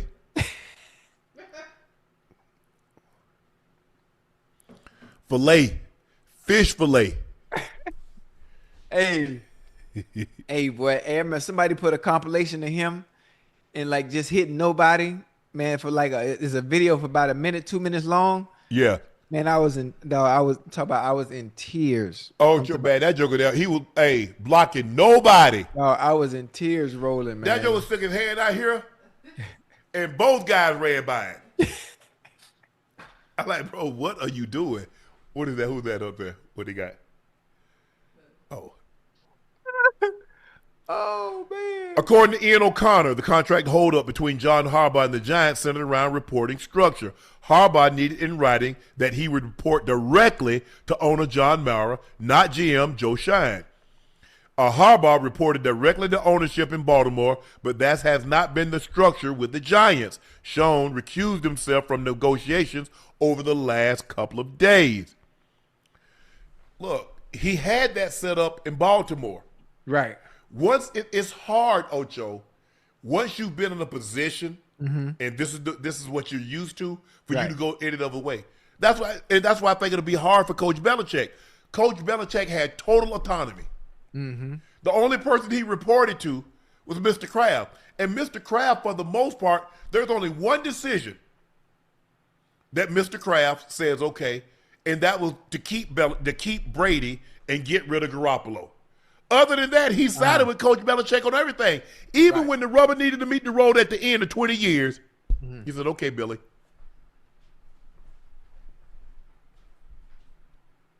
Damn. So I think it'd be I think it'd be very hard. I'm not saying it's impossible, but it'll be hard that you got to report to a general manager, You not in charge of the 53. You're not in charge of the draft. You're not in charge of free agency. Ocho, that'd be extremely. When you've had that kind of control for 20 years. Yeah, and listen, this now I told you. See, now that this is going on and they're having some tug of war in the language that's in the contract. Now, what's the chances of him pulling out of that and going over to Buffalo? But I think they got it done now. I think that was the problem. But I think that language did get into the contract. Okay. Sean, he recused himself. So I think the contract's done now, Ocho. Okay. But you see what he did, Ocho? Mm-hmm. Get it in writing. I ain't taking your word for nothing because you see, oh, yeah, that'll be no problem. And then all of a sudden, no, you got to go through it. No, see? Yeah. Get it in writing. Yeah, they'll play with you now. Yeah. There's been speculation that the Ravens and the Raiders are could end up discussing a trade that would send Lamar Jackson to Las Vegas. There's a feeling out there that the Raiders are going to make a play for Lamar. That's a big splash. If the Raiders, you'd give up all these pieces for Lamar over drafting Mendoza with the first overall pick. Man, stop playing with my dog like that, man. This makes no sense to me. Whoever even came up with that report, talk about making a splash and making a play for Lamar, man, stop playing, man. Stop playing. The quarterback for the Las Vegas Raiders will be Fernando Mendoza with the number 1 overall pick. Okay? Mm-hmm. Fernando Mendoza's receiver on the right or the left, his ex will probably be George W.B. Pickens. Okay? Mm-hmm. And that's pretty much it. They're going to revamp everything over there in Las Vegas, and that's pretty much it. They definitely need to do something, Ocho. I don't know what all they're going to do, but they need to do something. Yeah. Absolutely. The quarterback could definitely help, but I still think there's just so many pieces away, man. Yeah. They don't really have no wide receivers. Now, if they get George Pickens all back, you got Brock Bowers, but when I say wide receivers, Brock Bowers, when you list Brock Bowers, they have T.E. by the end of his name. Right. When you mention all the McBride, they have T.E. So when we say wide receivers, we're not talking about the tight end. We're talking about the guys that are wide receivers. Mm-hmm. They don't have any. Their best one they traded to Jacksonville, I think for a 3rd or a 4th round pick. So they got a pick coming back. Right. I don't know if they have any compensatory picks. But with that being said, they're still a long ways away. Yeah. They're in the back. Mm-hmm. They're in the back of the class for a minute because everybody got substantial quarterbacks. You got Mahomes in that division, you got Herbert in that division, and you got Bo Nix in that division. Woo! Now, maybe, I don't think Max Crosby would be upset if you were to trade him. It all depends on where you're going to trade him. Yeah. And what you can get for him. Oh, you gonna get a first round pick for it. Yeah, what you can get for him and help him to build that team and get some pieces. Because with him you lost, so without him you could lose too. So why not? While he's extremely valuable, if you trade him, get what you can. Yeah, get what you can. Yeah, I can't wait to see Pickens in that goddamn black and silver, boy. Huh? Hey, call it, call it. What you want? Blue 17. Said,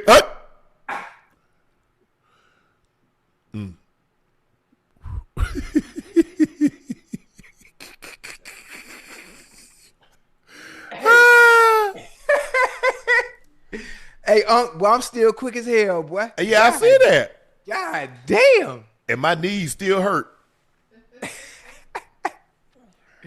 Ooh, I feel like I can play, boy. I could play. I know you can, man. Nah, I'm talking about, but hey, Unc, right now at 58, Unc, I'm telling you I can give you 4 quarters. 3rd downs. Yeah, change for $1. That's the only 4 quarters you do it. Nah. I'm telling you, put me out. Now you know how competitive I am. Yes. Man, I wish they we all still competitive in our very own minds. Yeah, give me an opportunity to get out there on that field right now, man. I sauce these little young dudes up, man. They don't understand. This different here, boy. I'm built. First time you go full out, you gonna pull a hamstring. Gonna tear your hamstring smooth out the bone. I play soccer every weekend, full out. Ocho, you ain't running no full speed to try you to get have no to. ball. It's 11v11, Unc. This not the little I field. don't care nothing about that. No. I'm ready, boy. Stay out the field. Hey, you talking about, man, talk about pull something, Unc. Look at, hey, my knees good, boy.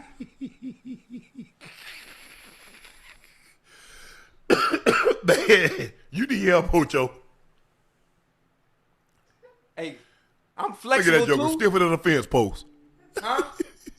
That joker stiffer than a fence post. Ah, man, look at that! Nah, you better stay on the sideline with me, man. Stay on the sideline with me. Ocho, Joe Burrow hasn't tweeted in 2 years. This is what he tweeted today. The amount of people that don't understand what a catch is in the rule book flabbergasts me, and it's not the official. The 2 plays yesterday were not difficult calls. They got them both right. Yeah. Listen, Unc, you was right. You was right. They talking about the Hutchinson play. The Hutchinson play, do y'all realize that he caught the ball, took off running, his knee touched, and then Gonzalez popped it out? As opposed to a guy that just drops to the ground, and in the process, J-Mac, y'all thought, do those plays look the same to you? One guy was a runner, his knee goes down. Hutch was a runner. Which game were these tweets referring to, Unc? He's talking about the play in Denver and the play in Houston. Remember when Gonzalez popped it out of Hutch? Oh, yeah. Hutch ran, Ocho. Yeah. He was running. Mm-hmm. And in the process of getting ready to go down, his knee hits. That's different than you catching the ball and going straight down. Yeah. Because the question is, let me ask you this. If he catches that ball and he goes straight down and it pops out, what is it? Bumbo. It's incomplete. Incomplete unless you make a football move. You got to make a football move. You keep saying, well, what about likely? Likely is in the end zone. In order for it to be ruled a catch, they got 3 steps. Mm-hmm. If you go look before that 3rd step hit down, the guy ripped it out. Mm-hmm.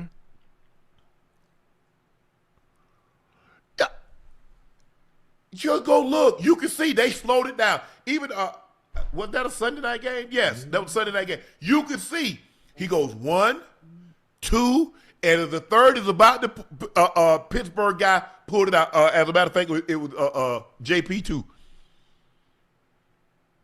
He pulled it out.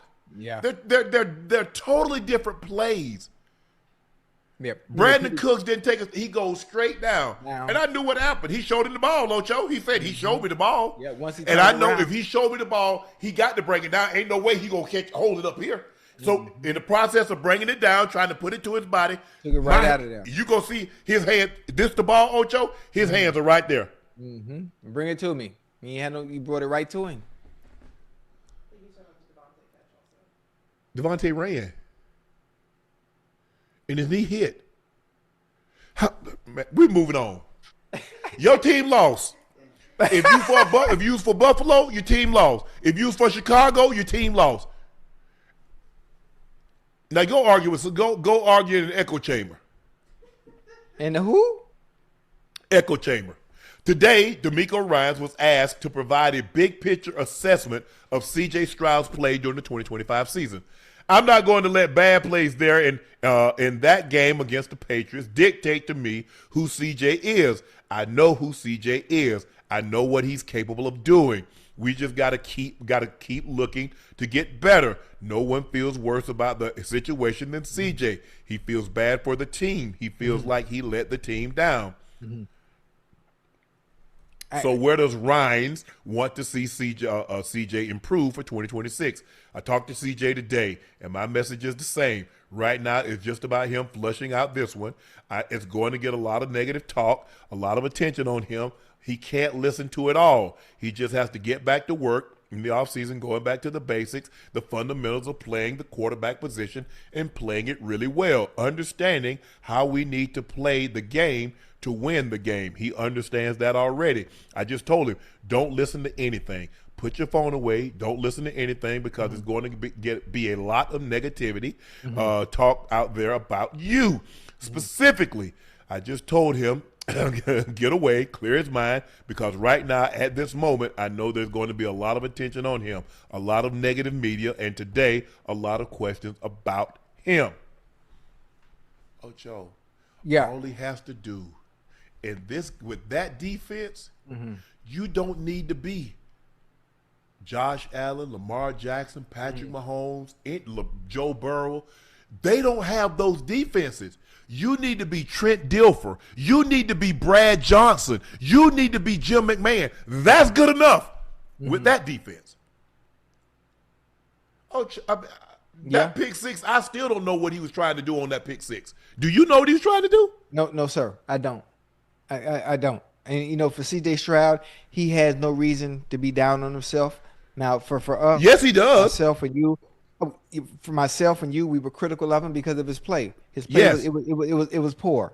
It was poor. He played like Mr. Hankey off South Park in that game. There was no reason to have that many turnovers. You're not even giving your team a chance to even win the game. As great as that defense is, you putting the defense in harm's way, causing them to play in overdrive in a sense. And you don't have Nico Collins, so you need to be at your best as often as you can. Most of the time when it comes to the playoff, the team that makes the least mistakes wins the game. And you made multiple of those mistakes and still almost had the opportunity to keep your team in the game and have a chance to win it. Obviously, you didn't win it. But for CJ Stroud, why I said he doesn't need to keep his head down is because I want you to understand where the Houston Texans were before you got there. And how, because of you, once you did get there, how things turned around, how things changed as far as the record is concerned. Hey, CJ Stroud, they was bad before you got there, boy. You are the answer. You are the future. You just have to be better in the right moments. Now, as a rookie in your third year, there are opportunities and there are situations that you've been in that now that you've been in them already, you can't make those mistakes again. Ocho, that's how you get better. I can name 5 quarterbacks that could have won that game yesterday. And I bet the 5 you name are some of the best. I ain't talking about Josh Allen. I'm not talking about Lamar Jackson. I'm talking about Mahomes. I'm not talking. Malik Willis wins that game yesterday. All he had to do is not turn the ball over. Yeah. All he had to do is not turn the ball over. Okay, Ocho, you got one. Just don't turn it over 4 times. Right.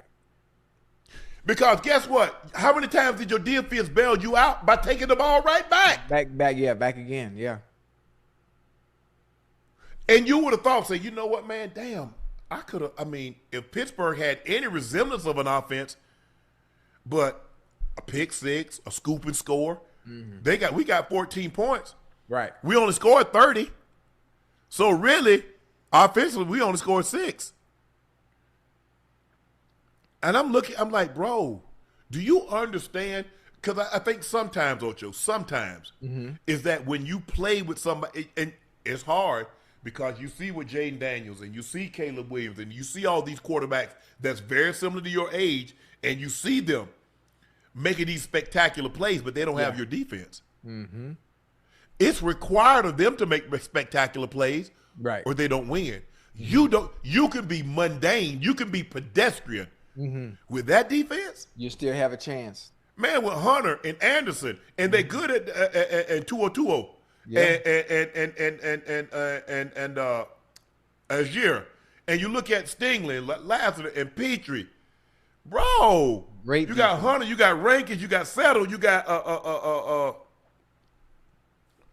Mario Edwards Jr. Great defense. Bro, you loaded. Yeah. Just don't put the ball in harm's way, and we good. He gonna learn from it. He gonna learn from it. He gonna learn from it. You will get this taste out your mouth. You need this to continue to grow. And I'm hoping, you take the time you need, take your time off, reset mentally, get away from the game of football right now, disconnect from it, and come back and ready to work. But we in January, Unc? Yes. January, February, yeah. Take about 6 weeks off. Yeah, about March. When March hit, slowly, gradually get yourself back into it. And stay off. You don't need to do any podcasts. Anybody ask you about anything, say, nah, I don't want to talk. You don't got nothing to say. You can't express yourself, huh? No. What do you really want to express yourself after this performance? Yeah, I want to talk about how bad I play. I want to face the music. No, you ain't gonna talk about. He ain't gonna talk about that. I want to face the music. I played bad. I let my teammates down. I let myself down. I am my own biggest critic, no matter what anyone else has said about me on any platform. How I played it. I'm gonna fix the situation, and I'm here to tell y'all. Don't tell us about it. Show us. Okay. I'm from Missouri. You know I was born in Missouri, Ocho. For real? The show me state. Show me. Oh, you got me. Don't talk about it. Be about it. Okay, I got you. Let me ask you a question. Mahomes' second year. MVP. Did he go on anybody and tell you how great he was? No. You ever hear Manning? You ever hear Brady? They downplay it. Now, behind closed doors, if CJ wants to toot his own horn behind closed doors, have at it. But as a quarterback, because this game will humble your ass quick. Oh, yeah, it will. What I don't want him to do, I don't want him to lose his confidence, though. I want him to have that I'm him. I still want him to have that, but I think he went a little wrong by saying it. Yeah, as a quarterback, you can't do that. Now, receivers, I get it. DBs, I get it. We can do that. But, the quarterback position is a little different. You have to carry yourself a certain way. You got to talk a certain way. You got to be politically correct, which I don't like. It's frowned upon to be anything but that, especially when you're the face of a franchise. So, listen. It's growing pains. I think he's going to be all right because he's a tremendous talent. He's a tremendous talent. Yeah, no doubt. Yeah, I think they and he will get things fixed. So he's better for the Texans. I hope so, because I hate that you wasted such a historic defense this year.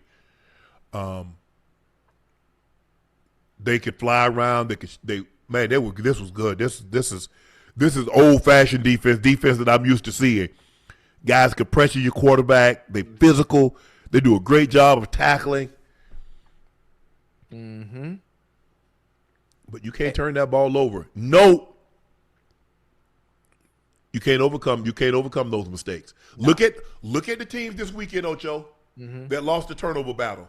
All of them are going home. All of them lost, huh? All of them. That's not an accident. It's not. No. It's football playoff has always been about who can take it away and who can take care of it. Mm-hmm. Oh yeah. I think we had what? Man, I think in the postseason, I think we had one turnover in Baltimore in 2000. That's it? Through a pick in Indy. Against the Raiders. We didn't turn it over against Denver. We didn't turn it over against Tennessee. Had one turnover. But we took it away a bunch. Damn. So. Hey, you noticed something tonight? What's that? Notice my camera ain't went off? Yeah, what happened? Yeah, and the quality is good. Yes. It got so many damn settings and buttons on it. Okay. Someone told me to put it on auto. Then I went to the menu and went to something. I went to streaming output and I put it on USB. Yes. And they told me to do something else with the settings, and now it's working perfectly. Well, I'm glad, Ocho. I'm glad you figured it out. I'm happy. I don't know why these cameras come with all these goddamn buttons anyway. I don't know why they come with them either, Ocho, but I'm glad. All the on and off, that's all I need. And they come with like 37,000 buttons in the menu. You go on the menu and it's like 3 different layers of, man, what is man, come on, man. I just want to turn my camera on and I just want to film, man. That's it. Well, I sure hope it stays like this. That's real nice. I got good quality. You can see me in 4K too, boy. Yeah, you look. I need a little haircut, but I look good. I sent you that thing about that guy got his hair tattooed in his head. Who got a tattoo in their head? Guy got tattooed. I said, yeah, this is right here for Ocho. I sent it to you. Oh, yeah. Hold on. Hey, I think for the live show, right? Yeah. When I do the live show, I'm gonna come out there with a new look. You come out there with that unit? Yeah, I think I'm gonna get the unit, like, you know. Oh, I thought you were gonna get the beard unit. Okay, I'm gonna get the beard unit so we can match. Yeah. I'm gonna get the beard unit. Or you gonna have gray in it too? Nah, I ain't gonna do the grade because I ain't gonna do the grade. I ain't gonna look good with that. I don't think I look good with that salt and pepper, huh? Yeah, but I mean, Ocho, you do realize this is a part of Asian unless you Pakistani or Indian. Oh, you know I got a little Cherokee in me. I got a little Cherokee. You drove a Cherokee? No, I got a little Cherokee in me. You know, I did my DNA, my ancestry tree. Boy, you ain't got nothing Indian in you. Yeah. Hey, Yeah, yeah. I guess so. You was a chief, huh? No. My uncle Tutu. My uncle Tutu was a Native American. He's with the Cherokee tribe. Yeah, I tell you no lie. So he was a Cherokee, not a Chickasaw, not a Choctaw. Nah, he was Cherokee. He was Cherokee. Not a Shawnee. Listen, that's what the ancestry tree told me. Okay. Now, if it's a lie, the ancestry tree they told it, not me. That's you know, if I let my hair grow, that's so. You might be a chief or something, huh? I don't think I'm no chief. I'm not sure what his ranking was, you know, when he had his time, you know, but I don't think I would even know chief. So I'm just you know, I'm just. So I guess you Puerto Rican. You got some Puerto Rican in you? Nah, I ain't got no Puerto Rican in me. I got a little Haitian in me though. I got a little Haitian. So you know, I'm like Cherokee, Haitian, and shit. Well, that's a hell of a combo. I don't know how that all got there. Hey, Unc, listen. That you need to do your ancestry tree, Unc, so you can see where you from and what all you got. I'm from Ninjaville. That's where I'm from. Yeah, they told me. They say I was mixed with N and Mo N. Okay. This man talking about he is from Cherokee. No, only 5%, huh? It's really not that much. And you know how I know it's probably right because when I let my hair grow, the texture of my hair is soft and it curl up. That's one of the reasons why I keep it cut bald, because of the humidity in Miami. It shit messed me up. I tell you no lie. That's what I tried to tell him, man. Wasn't no Cherokee. The Cherokees was not in that area. Right. So they was over here by the Everglades. Seminole. Yeah, Cherokee, Seminole. They was in the Everglades. Cherokee and Seminole not the same thing. I know they're not the same thing. They used to fight all the time though. I think the Cherokee. What area was the Cherokee in?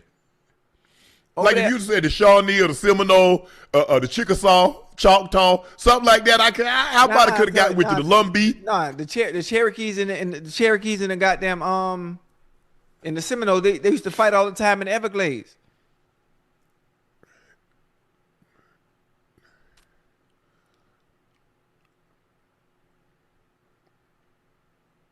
No, Ocho, you'll be.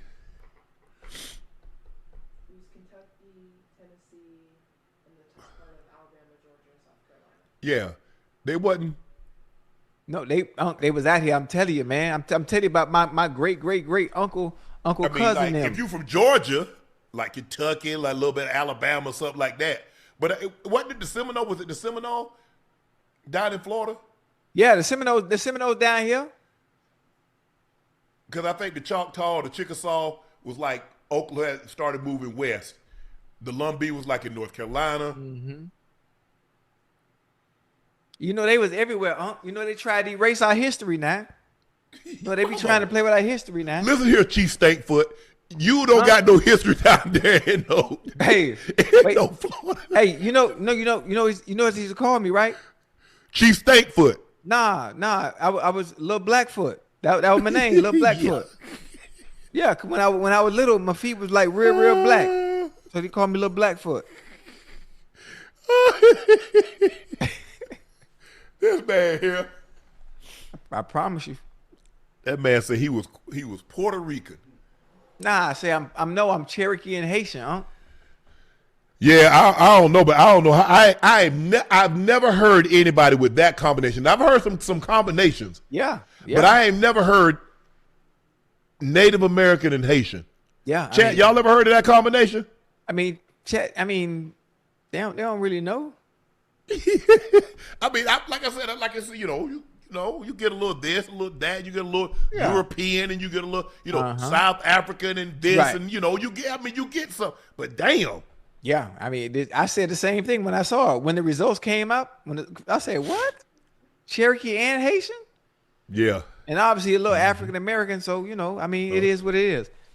I'm proud of my heritage, though. yeah. Proud. I mean, I was like a little history major, so I was like, hold on, it wasn't no. I think the Muskogee, but like I said, Who?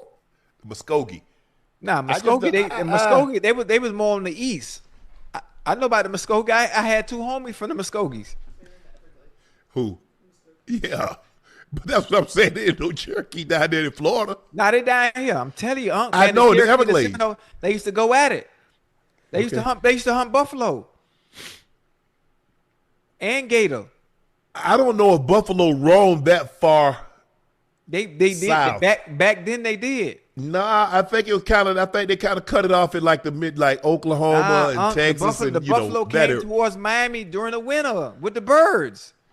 When the birds flew south, the buffalo came too. Colorado, Wyoming. I'm telling you, man. See, that's why I say that's why the people, the man, they tried to erase the history. People don't even know that the buffalo was down here at the crib too.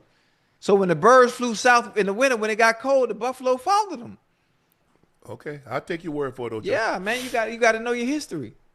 Ocho, Seattle Seahawks running back Zach Charbonnet suffered a season-ending knee injury that will require surgery. Seahawks head coach Mike McDonald said on Seattle Sports. McDonald called it a significant knee injury. Unfortunately, it breaks your heart. He's going to need surgery, so he's got a good long road to come back. Damn.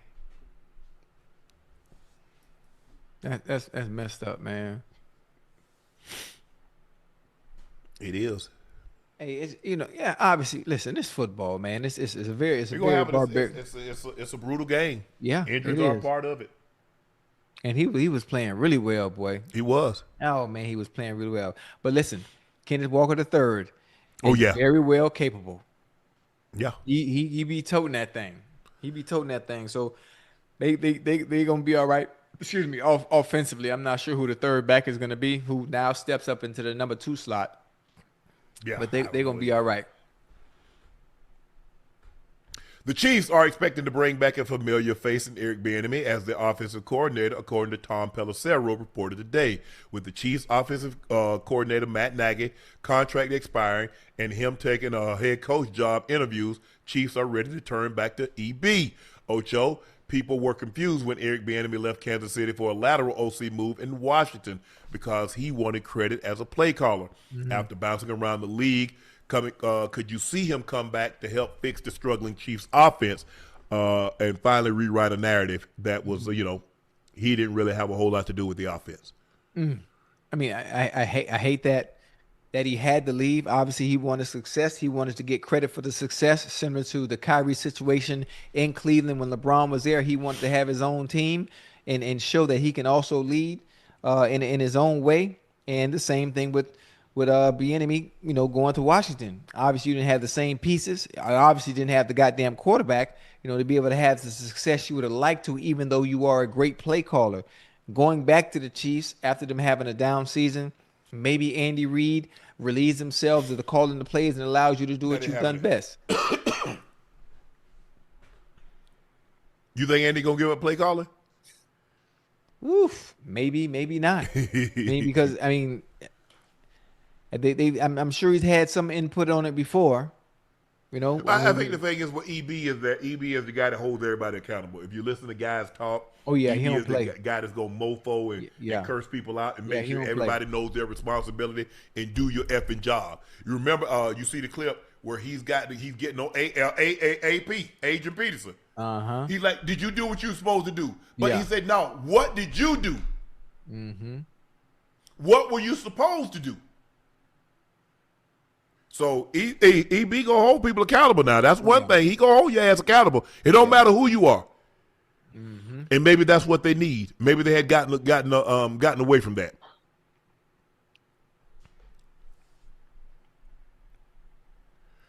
All right, Oche. Ocho, it's time for Ocho. Ocho. Sitting Bull, Chief Stankfoot, Little Blackfoot. Yeah, Little Blackfoot. That's me. They call me Little Blackfoot. Now it's time for our final segment of the evening. It's time for Q and A.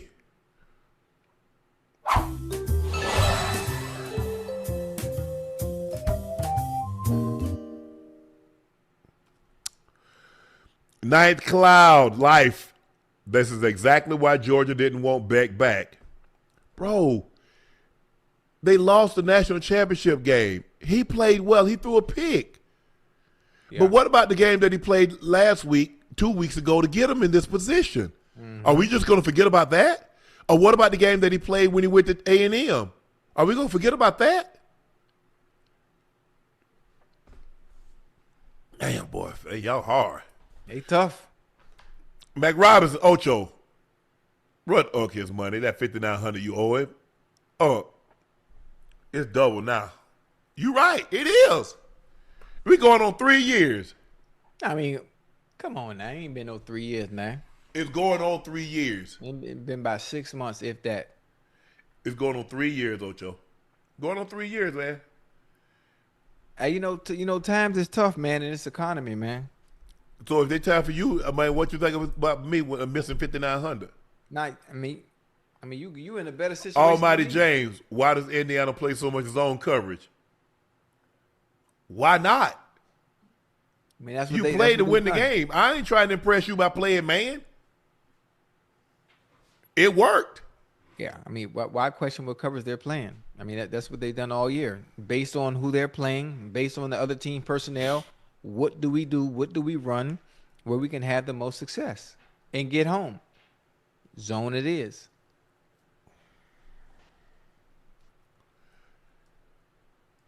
I'm sure Buffalo did roam in Florida. I don't know if they roamed in Miami.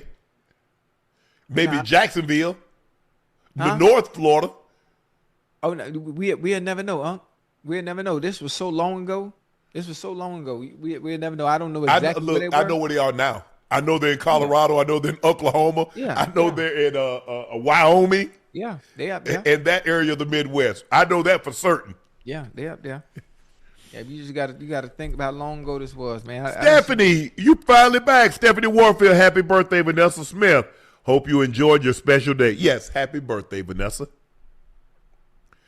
Cal Simpson, Unc Ocho, number 80 for Indiana. Charlie Becker can catch a greasy barbecue BB in the dark with both hands tied behind his back. That boy Fitzgerald. He made some plays tonight.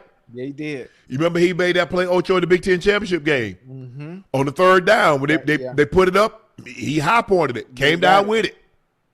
Yeah, that was a great catch by him over there on that side, boy. He had a couple of the back shoulders. Yeah, that back shoulder foot on the third down, killing them.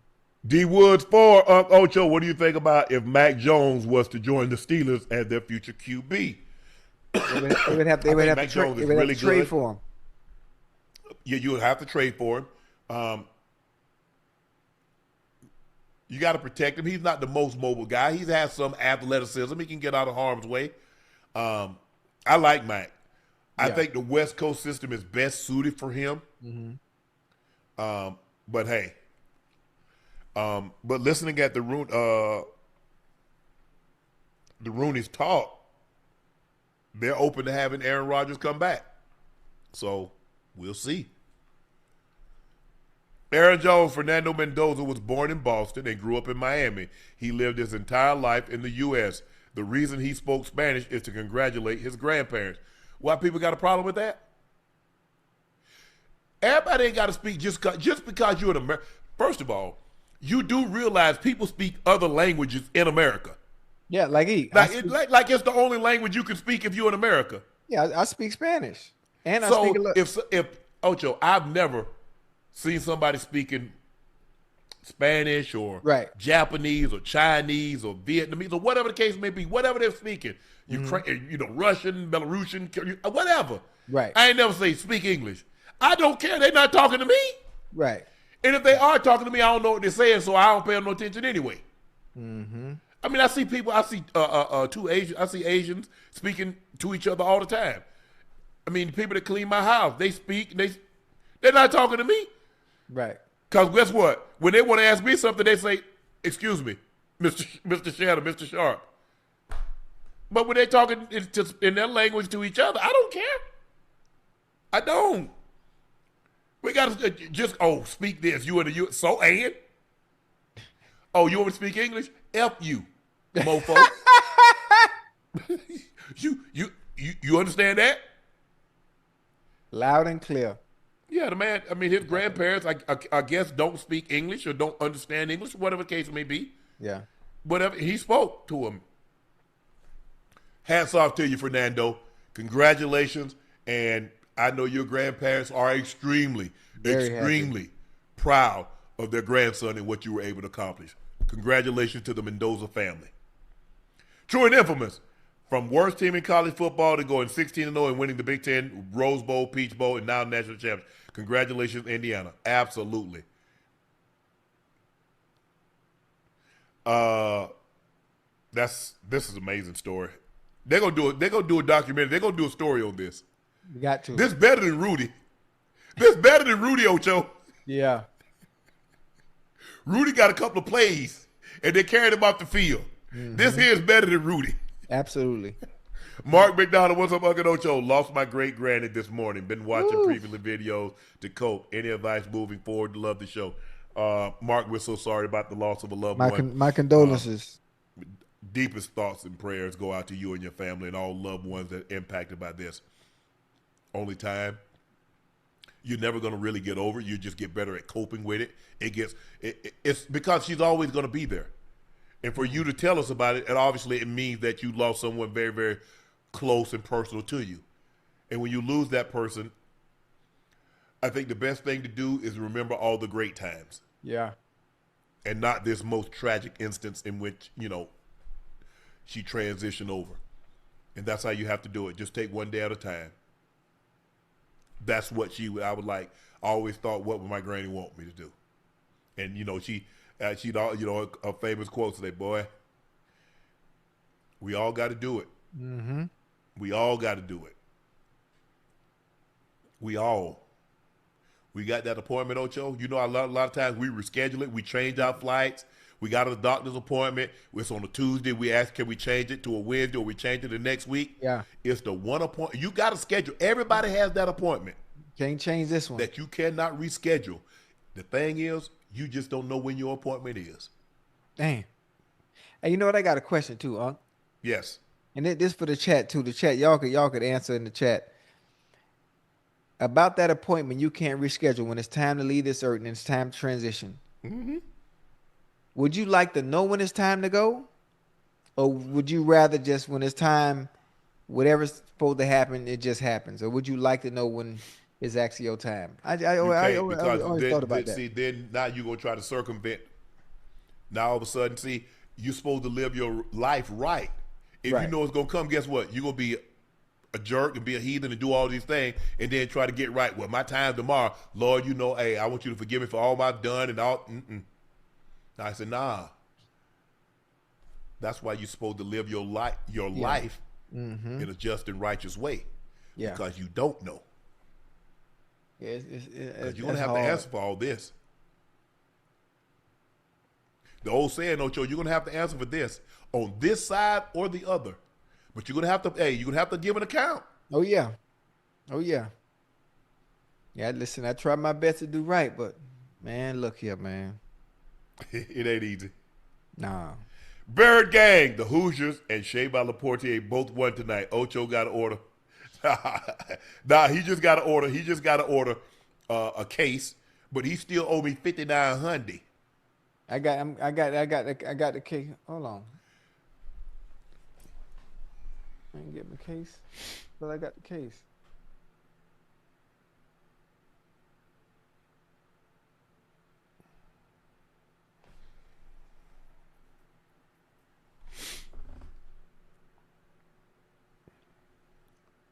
What'd she say? She knocked out. Oh. Steve Swift, Unc Ocho, y'all doing a nightcap show overseas. We love you guys to come to the UK. More life. We don't have that on the schedule, Steve. We do not have that on the schedule, but we do have a summer tour on the schedule, or we're trying to put that together. So hopefully, if you visit the States, we'll be in an area, that's close to you, and you can stop in and see us. But we really appreciate you, Steve, supporting us from the UK. We got fans all over the world, so we want to thank you. Oh, yeah. Ron, for me, Ocho, what's your top 5 colognes? You thought about doing a Q&A on Club Shay Shay like Nightcap. Queen Latifah would be a great guest on Club Shay Shay, by the way. That's a good one.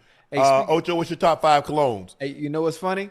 Hey, Unc, I don't really know nothing about no colognes, Unc. I got 2 bottles. What you got? And I'm really bad at that.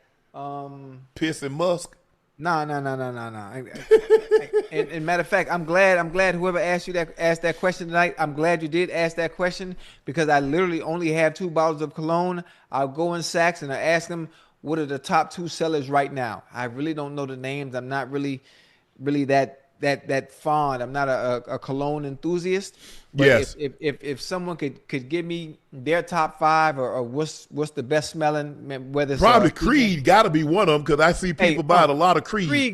Creed got a million different flavors, Unc. They got too many flavors, Unc. Man, like everything can't smell good. Everything can't smell good. So if somebody used to wear that Jacquard. You remember that Jacquard, that black bottle, Ocho? Jacquard? Yeah. Okay, I remember that. Obsession by Calvin Klein. Okay, I remember Dior Sauvage that everybody killed. I used to wear that Brute. Brute? Brute, that's for the old folk, huh? Look here, man. My granddaddy was old. What you thought he was gonna buy us some cologne? Okay. I put on Old Spice. I used to wear Old Spice. Yeah, and you tap that thing on there like this? Yeah, hey. I had more cologne since probably 86, 87. What you wear, oils? I don't wear nothing. No? It's just me. Okay, I like that. But listen. Ask him I smell like toothpaste, because all I do is brush my teeth. Hey, I would like chat. If y'all know the top 5 colognes, whether you male or females, it's things that you like to smell. Send me your top 5. If I were to start wearing colognes now, Ocho, somebody gonna be looking at me. I say, hold on, wait a minute. Mm-hmm. You ain't worn no cologne in 40 years. Yeah, now you got it on. I can show you. Just like it, Ocho. Your girl don't work out. I don't do no working out. Let's just say you dating somebody and they don't work out. Right. All of a sudden they start working out. Yeah, they working out for somebody else, bro. To see them naked. Yeah, who you tell? But you ain't got to tell me twice. Yeah, I just say it. But no, I have a worn cologne.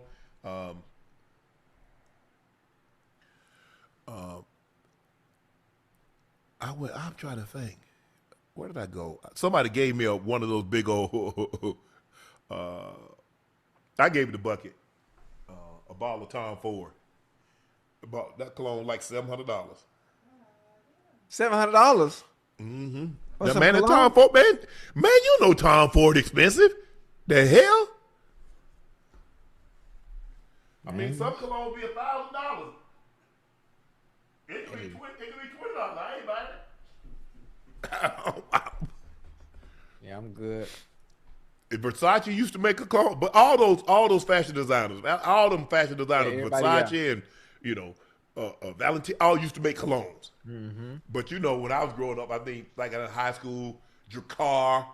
I did buy Calvin Klein Obsession. Everybody was that Calvin Klein Obsession, boy. Woo! That was boy, it. Huh? You could catch no fish with that bait. There's something wrong with you. You ain't no fisherman. Yeah. Yeah, man. That Calvin, because they had those pheromones in it. Right. Woo! That was back in the day, Ocho. Back in the day. Long time ago. Yeah. Now I'm a body wash type of guy. Okay. I used to use some Level 3000, Ivory, Zest fully. Irish Spring. I'm trying to think of the name of that damn cologne. I think I got a screenshot of it. You wear it? Yeah, every time I leave, I spray, but I don't even look at the damn bottle. Oh.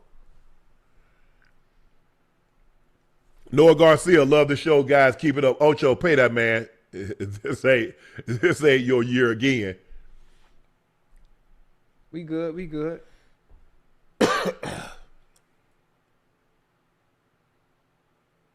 Man, Juicy, 1976, Unc and Ocho. Unc, when Marshawn Nealon passed away, you said you had a story and would share it later date and time. And I will. Bulldog TV, 85. Forget about that quick bet. That bet quick. He ain't forgot. Ocho know he owe me money, man. I'm just saying. He talking about the other bet. He talking about for the game tonight. Because you said when you use the word case, I would think it's something else. But I'm good now. Yeah, me about to catch one. Yo, Cade, love how you hold players accountable. I don't understand why some people can't hold guys like Allen accountable when he plays bad. Want to give him all these excuses, then give him all the credit when he wins, and that's how it is. That's how. Look, if you get the lion's share of the credit, the quarterback gets the lion's share of the credit. 90% of the credit goes to the quarterback. So when they win, he gets 90% of the credit. But when they lose, we just want to make it. No. We got to hold him accountable, especially when he turns the ball over. It doesn't matter who or what the circumstances. You can't say, well, he ain't had no help. Well, how did he get to this? How did he get this far? Yeah, with help. Exactly. He can do it by himself.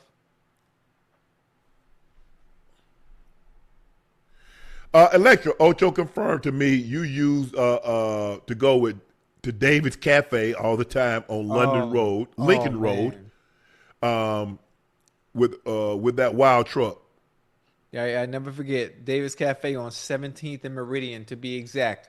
It was where I spent every day, damn near every day. If it wasn't the one on 17th and Meridian, it was the one on 11th and Collins, or right between Collins and Ocean. And man, I wonder how Adrian's doing. Adrian was the owner back then, and obviously I think due to COVID and when everything shut down, I think things didn't work out. But I miss David's Cafe, boy. That was some good Cuban food, boy. Yeah, we gotta get some Cuban food when I come down there. Yeah, I got a perfect place for us right here down here at Havana's. I mean, I want that Cuban sub. I want that Cuban sandwich. Oh yeah, we got that right here, huh? That's what I'm gonna get. No pickles though. I don't want no pickles. Yeah, we'll take care of you. Hey, when you coming down here? Yeah, I do the mustard. No pickles though. You heard me? Huh? When you coming down here? I'll let you know. I've been out to come down there. You know, and we'll probably come down there like March or April. Okay. And we got to pay a little visit to little Tussie's, little booby trap. Nah, I don't want to go to them places, Ocho. I'm trying to show you something. Ocho, I be reading my daily bread. I read the Bible now. Your daily who? Daily bread. What you a Jehovah's Witness now? Hey. What? I'm trying to do right.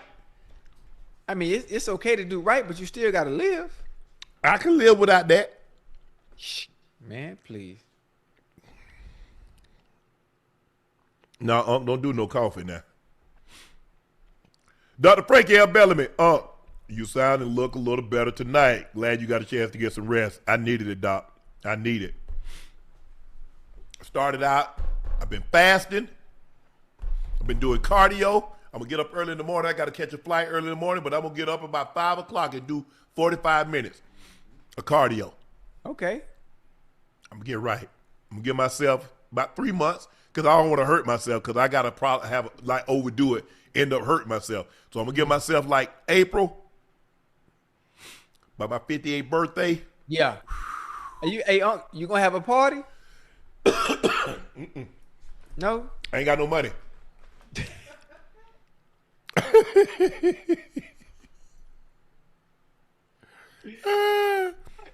Yeah, I'm trying to grab a bite to eat. Okay. A food. Cuban sandwiches, stuff like that. Food. Hey, matter of fact, I don't want you to go get no ideas. No, I'm just saying, if you're in Miami, you might as well eat something else. See, there you go. I knew it. I'm saying something else, like seafood. I mean, I'm allergic to shellfish. Okay, my bad. My bad. It ain't your bad. You try to be slick. You think you slick. Nah, Unc, you in Miami. There's Look, so Unc many and Ocho, different. we only got room for one eater. I nominated you. That's me. Hey, make Brian this M., if Monken gets the Brown head coaching job, who would you both hire as Giants OC? I mean, Harbaugh has had a lot of great relationships over the years. I have no idea.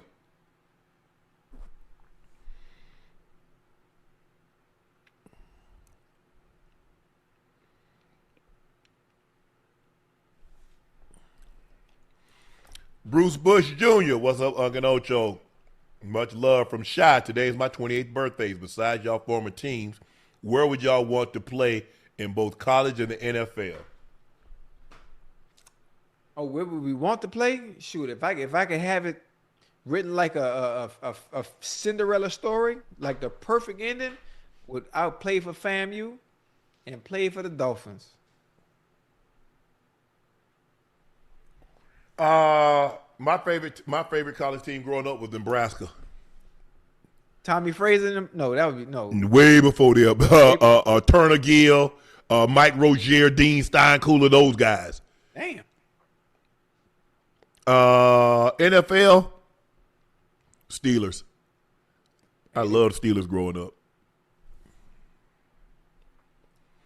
The Sean _Short, Unc Ocho. Who's your early national champ for next year? Damn. We ain't even let them boy get. It ain't been 24 hours yet. Damn sure it. Hey, you know what's funny? Hey, when I think about it, like Indiana, we keep saying Indiana beat Miami. Yes. But really, Indiana is just a bunch of kids from Miami. So Miami really just beat Miami, even though they play for Indiana. But those kids are like 22, 23 years old. So they're not the 18, 19-year-olds. Right. And that's where this thing is headed. That's where they're headed. DJ my night Ocho, I know 11 who's angry and can fit in Buffalo or Baltimore, Trubisky, Bills, or Stout Ravens will give up their jersey. LOL. There we go. What he was trying to say. He knew an 11 in Philly that would fit perfect in Buffalo. He got confused and put it backwards. I know 11 in Philly that'll look great in Buffalo. And then he was like, I'm like, okay. I said Chicago by accident, remember? No, I know. But what you should have said is that the 11 is in Philly that's available. Oh, know what I was trying to say, but I did it on purpose to make you think a little bit. The jersey number 11 is available in Buffalo. Yes. So it's supposed to get your senses like, well, who the hell wears number 11 that play receiver? Oh, he talk about AJ. But that was all. Oh, I mean, since we say they need a receiver, I was thinking about, okay, I know a number 11 in Philly that's available. Or I know a number 11 that's available. Not a number 11 in Buffalo that's available. Because he's not available in Buffalo. Now listen, the jersey number 11 is available. Yes. Yes. It's supposed to make you think a little bit. That's all. Yeah. That's all. The chat was thinking, like, who is in Chicago? Who's in Buffalo that's an 11? Yeah, see that. My bad. Or we could have got Michael Pittman. Isn't Michael Pittman Jr. number 11? Nah, he wears single digit. What's Michael Pittman Jr.'s number? You think 8 or 9, if I'm not mistaken.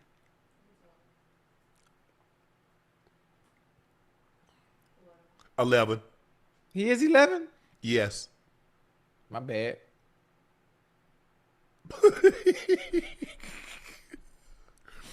Carter with a K. Ocho, are you suiting up to help us win the World Cup? USA? Shh, man, please, boy. You gonna need more than me, boy. You gonna need more than me. UC Bear, who do you think is the best option to coach the Raiders? Shoot. Jesus.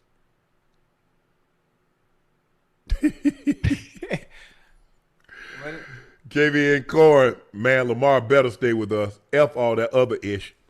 Man, Lamar ain't going nowhere, man. Look, I think Steve made it better than clear. I want Lamar if Lamar wants to be here.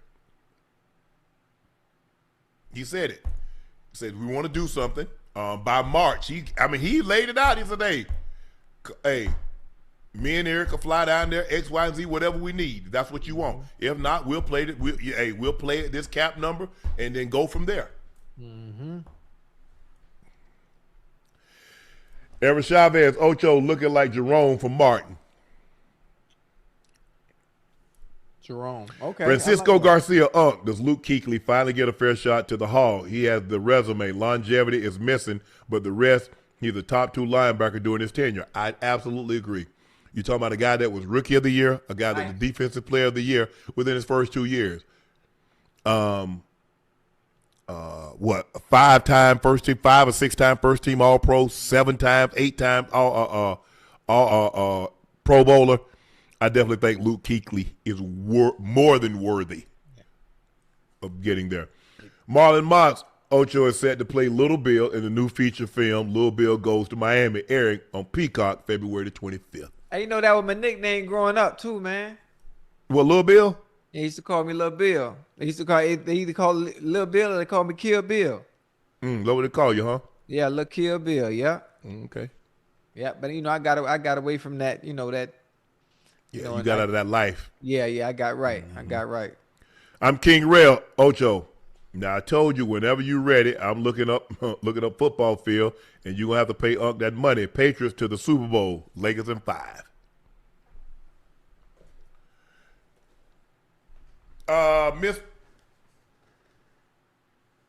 Miss Patrice.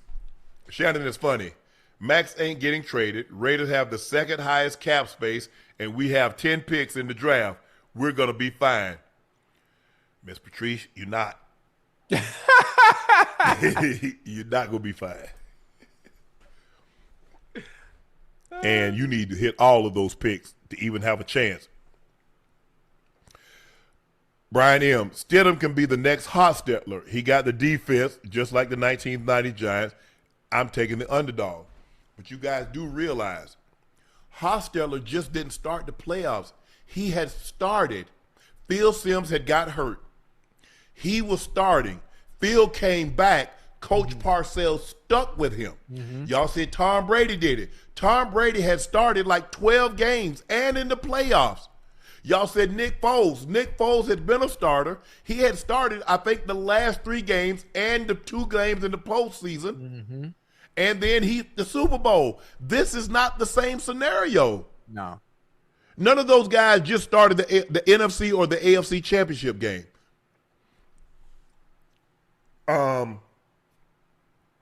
Sean Payton believes in him. Sean says this guy could be a starter for another team. So we're going to find out. We're going to find out. Brandon Crow, hey, Unc Ocho, what team do you see Jeremiah Smith making the biggest impact when he gets drafted in 27? Anywhere. You got to realize who's up there. Who's up there that needs a receiver? They're going to take him. He still got another year, huh? Yeah, they're saying in 27. Yeah, ain't no depend. We don't know who's gonna be. The bottom 3. Hell, he might be a first one. Pick. Yeah, I was just getting ready to say that he might be one. Remy, please remind Ocho that Pickens not going anywhere. Jerry loves him and can afford him. He'll get franchise tag at minimum. No. Just enjoy it, Ocho. He can't afford him. He could afford him at a goddamn lower price. God, y'all fans so selfish, man. Let the man go get his bread and get his. Come on, man. What's wrong with y'all, man? Golly. Be more cow. Do you believe Brian Flores will ever get another head coaching job in the NFL? I do. Michael Alons, do you think Bills will be making a change, swing for their next head coach? Maybe someone under contract with a year left on the deal. Coaches don't really it doesn't normally work like that with coaches. I mean, we did see Coach Belichick go for a trade. We saw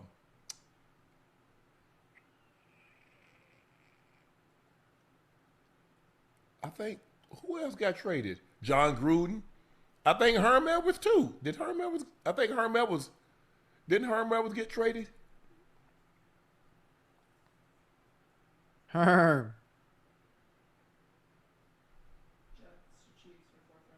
Yeah. Mr. Jack Giacomo, you guys are awesome. Thanks, Jack. Appreciate you watching. Mike and Mike, what's up, Unc Ocho? Ocho, are you going to send Kurt a gift from the purchase you made today from Unc? Kurt, who you owe? I don't know. Besides me. I don't owe nobody, boy. I don't bet with nobody.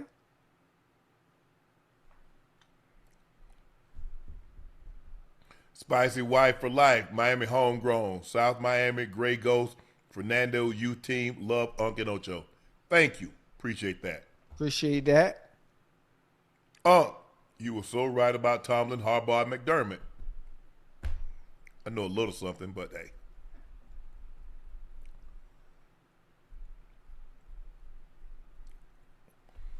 Thank you guys for joining us for another episode of Nightcap as you watch Indiana complete this Cinderella. It's not Cinderella.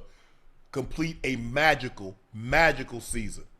They finished the season 16-0.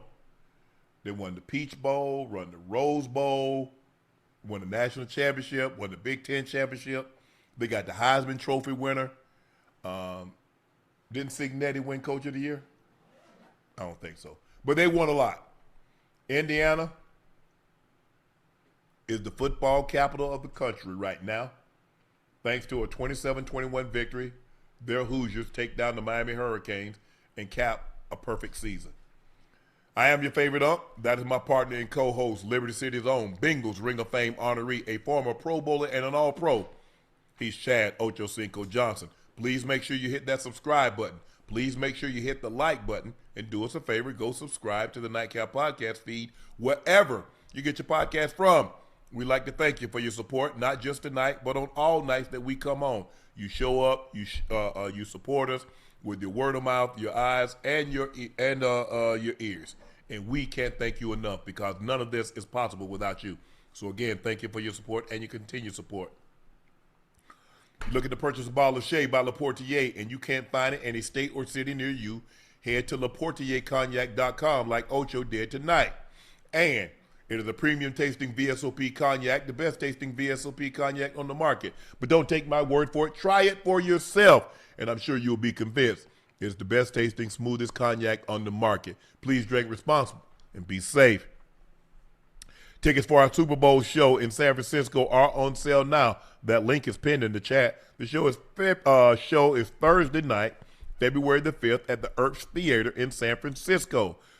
Bay, come on through. Tickets for the Super Bowl live show in San Francisco are on sale now. The link is pinned in the chat.